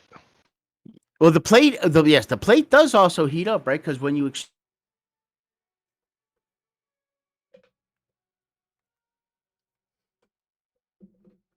what do I do with it? Right? There's a couple of places called, one of the better places is called Thingiverse. I'm going to stop sharing and I got to share something. Have I not been sharing? No, we got all of that, Dave. No problem. Okay. I'm going to share something else though. Hang on. So let me get over to here, over to here, over to here. Okay. Okay. One of the biggest place to get parts is called Thingiverse, right? You simply go to this website and you type in what you want. Right? I want an Amiga 4000. They got one in there? They do have a front cover for an Amiga 4000, and I have printed it. They also have bits and pieces, right? So let's say, for instance, you want this right here, high density plate, right? Yeah. You go here, you download your file. So every printer has unique custom settings, such as size, temperature, how to react, how to print, how many parts per second can I push the plastic through, right? So what you have to do is you have to take this file and you have to process it through something called a slicer, right? So I'm going to open up another piece of software. I actually use Cura as my slicer. 1 second, it's firing it up. Is this like a third-party program? This is a third-party program. This is open source. It is created by one of the 3D printer makers. Most 3D printer, there's another 3D printer maker as well called Prusa. He also has software. Okay, so you should be seeing got it. kind of a bed. Yep, we got it. Right? Yep. Yeah. So the way this works, I've got multiple printers, right? So I've got the printer set up. I've got the slicing software set up for each different printer. So the standard bed on some of the major brands, especially like that what I use is the Ender 3. It's 250 by 250 by 250, right? But I also have the CR104S that's 400 by 400 by 400, right? So you set up your profiles, right? And you take the software that you take the file that you downloaded, and you just kind of drag it over into here, right? Give it a second.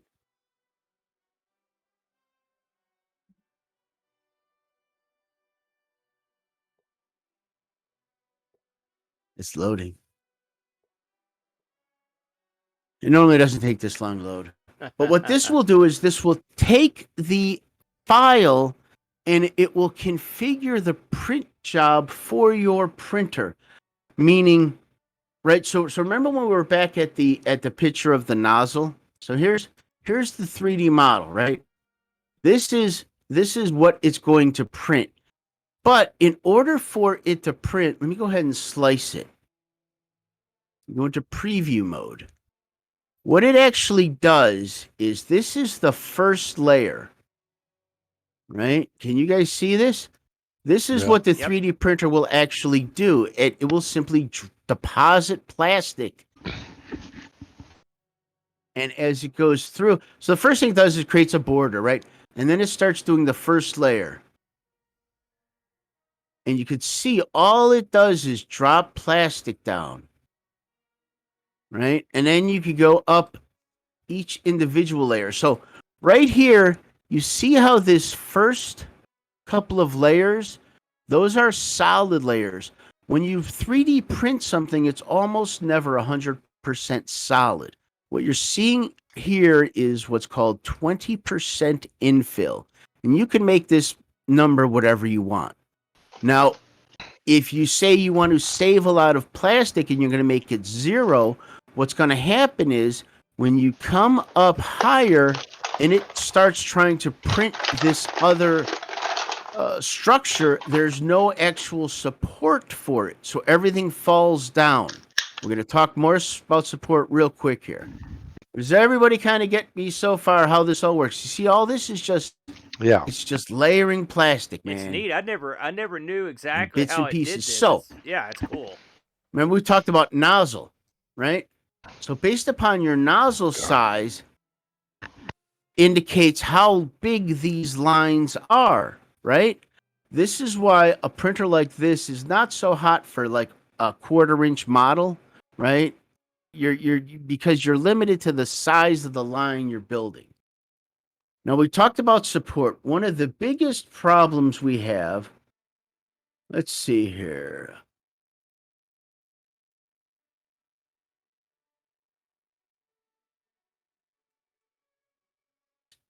Here's the chalice, right? I want to print this chalice. Right? Everything looks good, right? It goes top to bottom. You see how it fills things in? Everything comes up, no problem. This is an easy one, right? So let's say you want to print something. I think I looked at this one. Something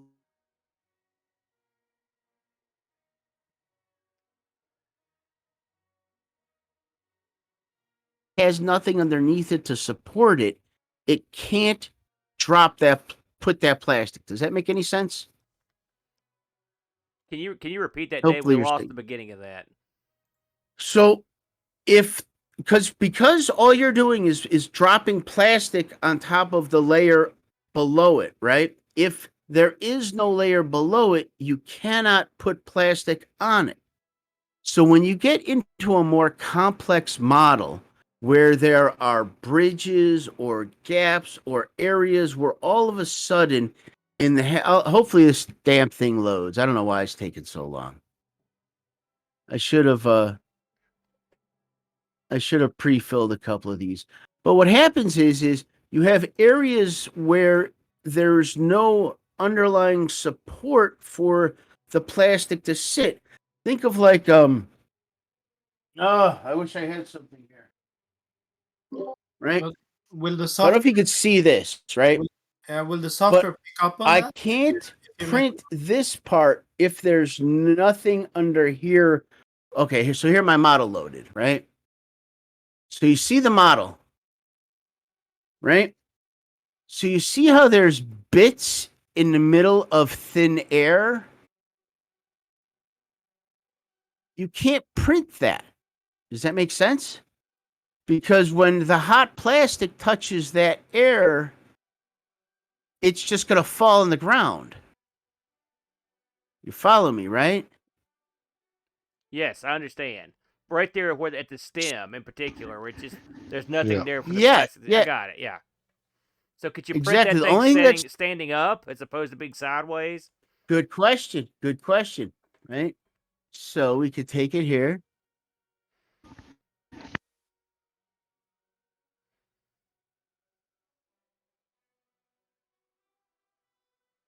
So the problem we have here is you see where the top of this microphone is? There's a gap.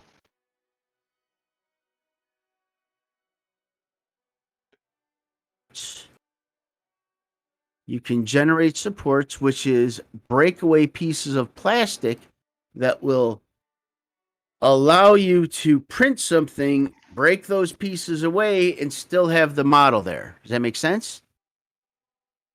Yes, absolutely. See how this looks now?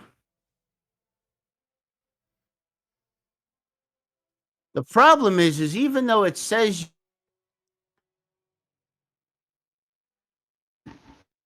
Oh, I lost them. the problem is though, even though the software says you could do this, imagine trying to have to break all that plastic away. It wouldn't work. You know, this is the hardest, most complex thing with 3D printing is making a model that does not need support. That's most of what I had. I hope most of it came through. That was good, Dave. I learned a lot there. Actually, I didn't know any of that. Dave, is this specific to any like brand of 3D printer, or that's just like an in general type thing?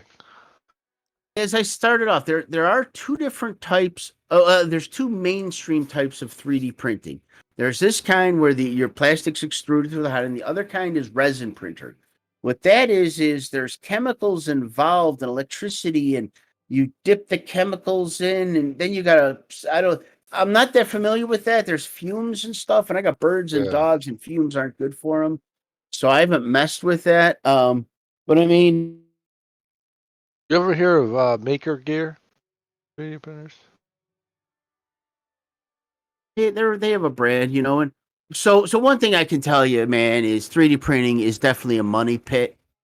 No matter what you get, you're gonna want to Everything's a upgrade money and pit. tweak, and you know, Prussia's kind of the high end, right? If you get a Prusia, it's probably going to cost you $1,000, but it's you're probably not going to need a lot of upgrades. They are nice.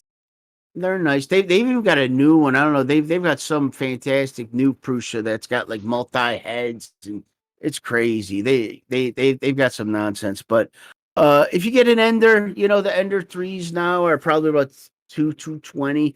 You know, you could probably get away with $100 worth of upgrades and get a halfway decent machine. Me, I've upgraded everything: extruders, hot ends, the whole nine yards. Dave, what's it cost to print something? Can you boil it down to a square inch type thing, or you know? So yeah, let's go back. I'm going to share my screen again. This is great question. I've also got a question from the chat after this. Awesome, right?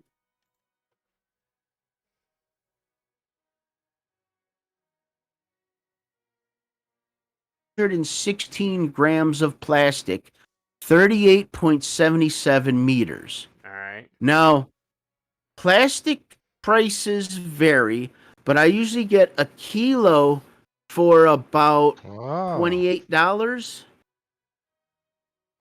Your dealer would be proud. And how long would that last someone like yourself, Dave? You know, a maniac. So I would be able to make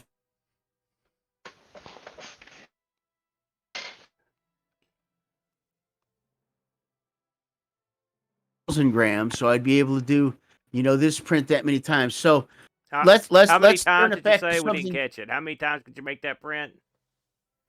about 9. But let's talk about something we're a little more familiar with. I've got some. Let's see here. I think I've got a G code. I think I've got some Amiga type specific stuff, like maybe here's so here's an A4000 power supply adapter, right? This will let you use an ATX power supply and an A4000. It is a pretty large piece, but it doesn't require any support, and it is about 118 grams as well. So I was trying to find something like a GoTech mount or something. I don't have one of those handy. How about a new CD32 case? Can you print that? Should fit in there.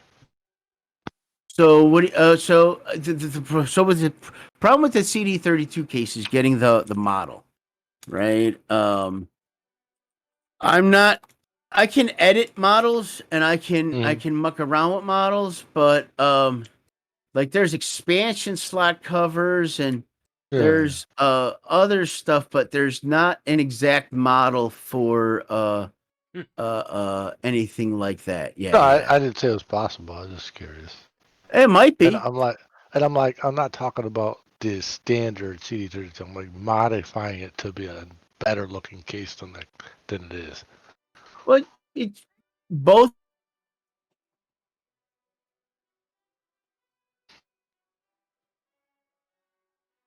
Keyboards. He got some some files of A600, and he sent them out to get 3D printed by, I think it was JBL. Yeah. But who's got the files, right? No one's got the files. Hey, Dave, I got a couple questions here from the chat I want to throw at you. Barkbit asks if you have any experience with linear rails instead of rods, and if so, is there a huge difference in print quality? Maybe if I had a lot of people, they go and they buy the $200 printer and they put linear rails on them, right? And okay, you know, so I went out and I bought a Honda and I put $4,000 tires on them. You know what I'm saying? I think linear rails would help if I had all the other substructure to help with it.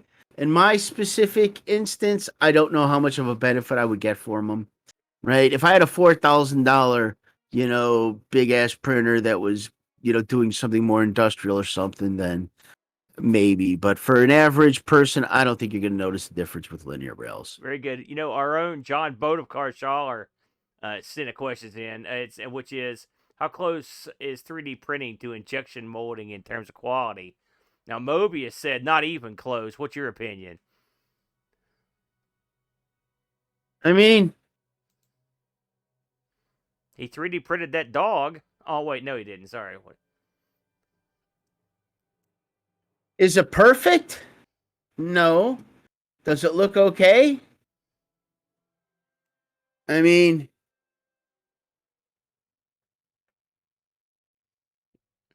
it's nice. I know Dave has 3D printed several things for me, and they've been really freaking cool.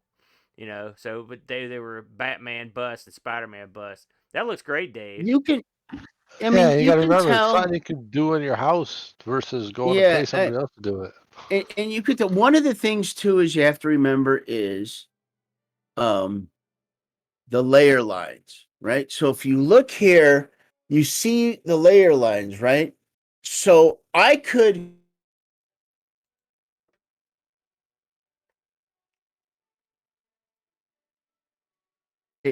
That has a lot of problem with stability. We missed that. Yeah, we didn't see that, Dave. Whatever you just did with the Millennium Falcon. So, yeah. So look at these are doors for a 1702 monitor, right? The problem is I don't know if I can get any. The problem is that I'm not going to get it. The layer lines are so.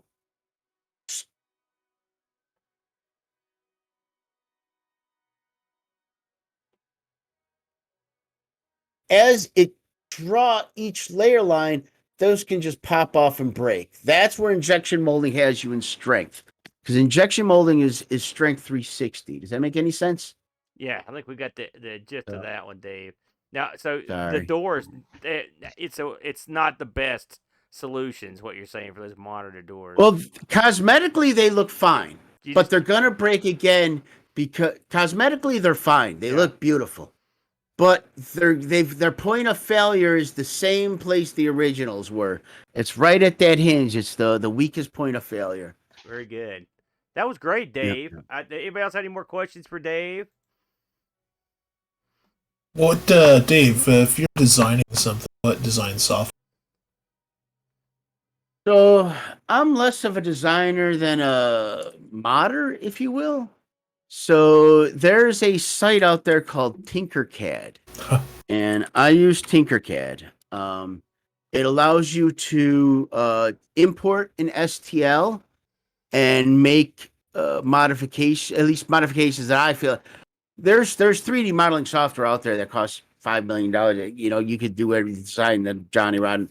I can't figure out how to use any of that. This thing is more shapes and squares and more basic on me, but yeah, I use Tinkercad. Yeah, I use that too when I'm creating something, and yeah, you're absolutely right. It's very simple. Yeah, but it's simple, but it's complex. I've been able to do a lot of unique stuff with it. Do you ever have any problem modifying your changes afterwards? That's the problem I have. If I print something, I'm like, oh, that's not right. Then I need to go back and modify it. Feels like I have to tear the whole thing apart to get back to the step where I was at. Maybe I'm doing it wrong.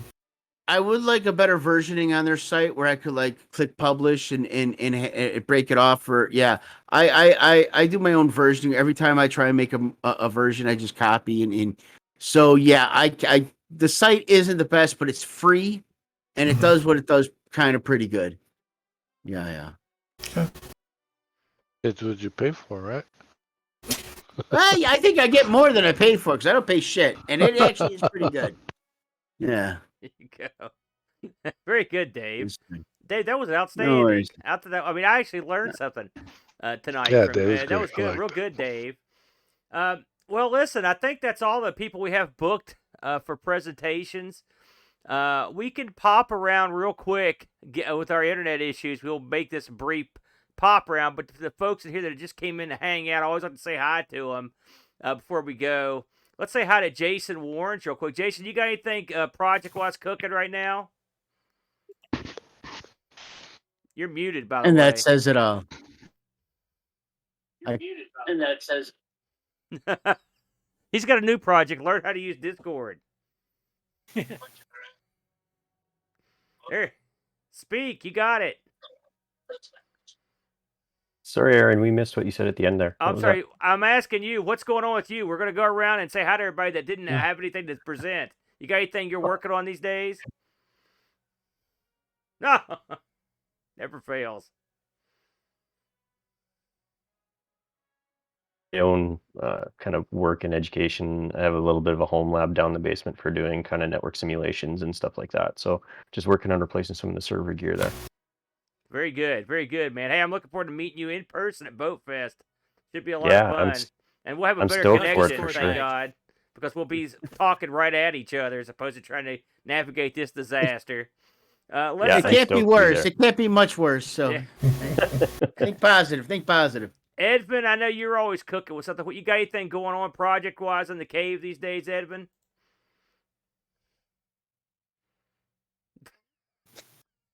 Nope. You, Edvin, you talk now. Yeah, hi. What I do you didn't got? hear anything of We what didn't hear anything you said, Aaron. Oh, I'm sorry, guys. I was just asking, Edvin, do you have anything? You got any projects you're working on right now to you want to speak about? Not any big projects, no. It's just fire up my Amiga sometimes, and so they might. Some of them have to be recapped, but I'll do that later. Very good. Very good. I'm glad you guys stopped in. You could poke your brother when it's time to go to bed. He looks like he's already out. Very good. Well, Curtis. Oh, go ahead, Edvin.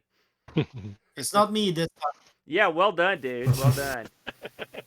Curtis, it was nice meeting you the other day. I know you just got back from Cocoa Fest. I wanted to ask you, while we had you on here, how is your game coming along? Have you got to work on it any? Did you catch any of that?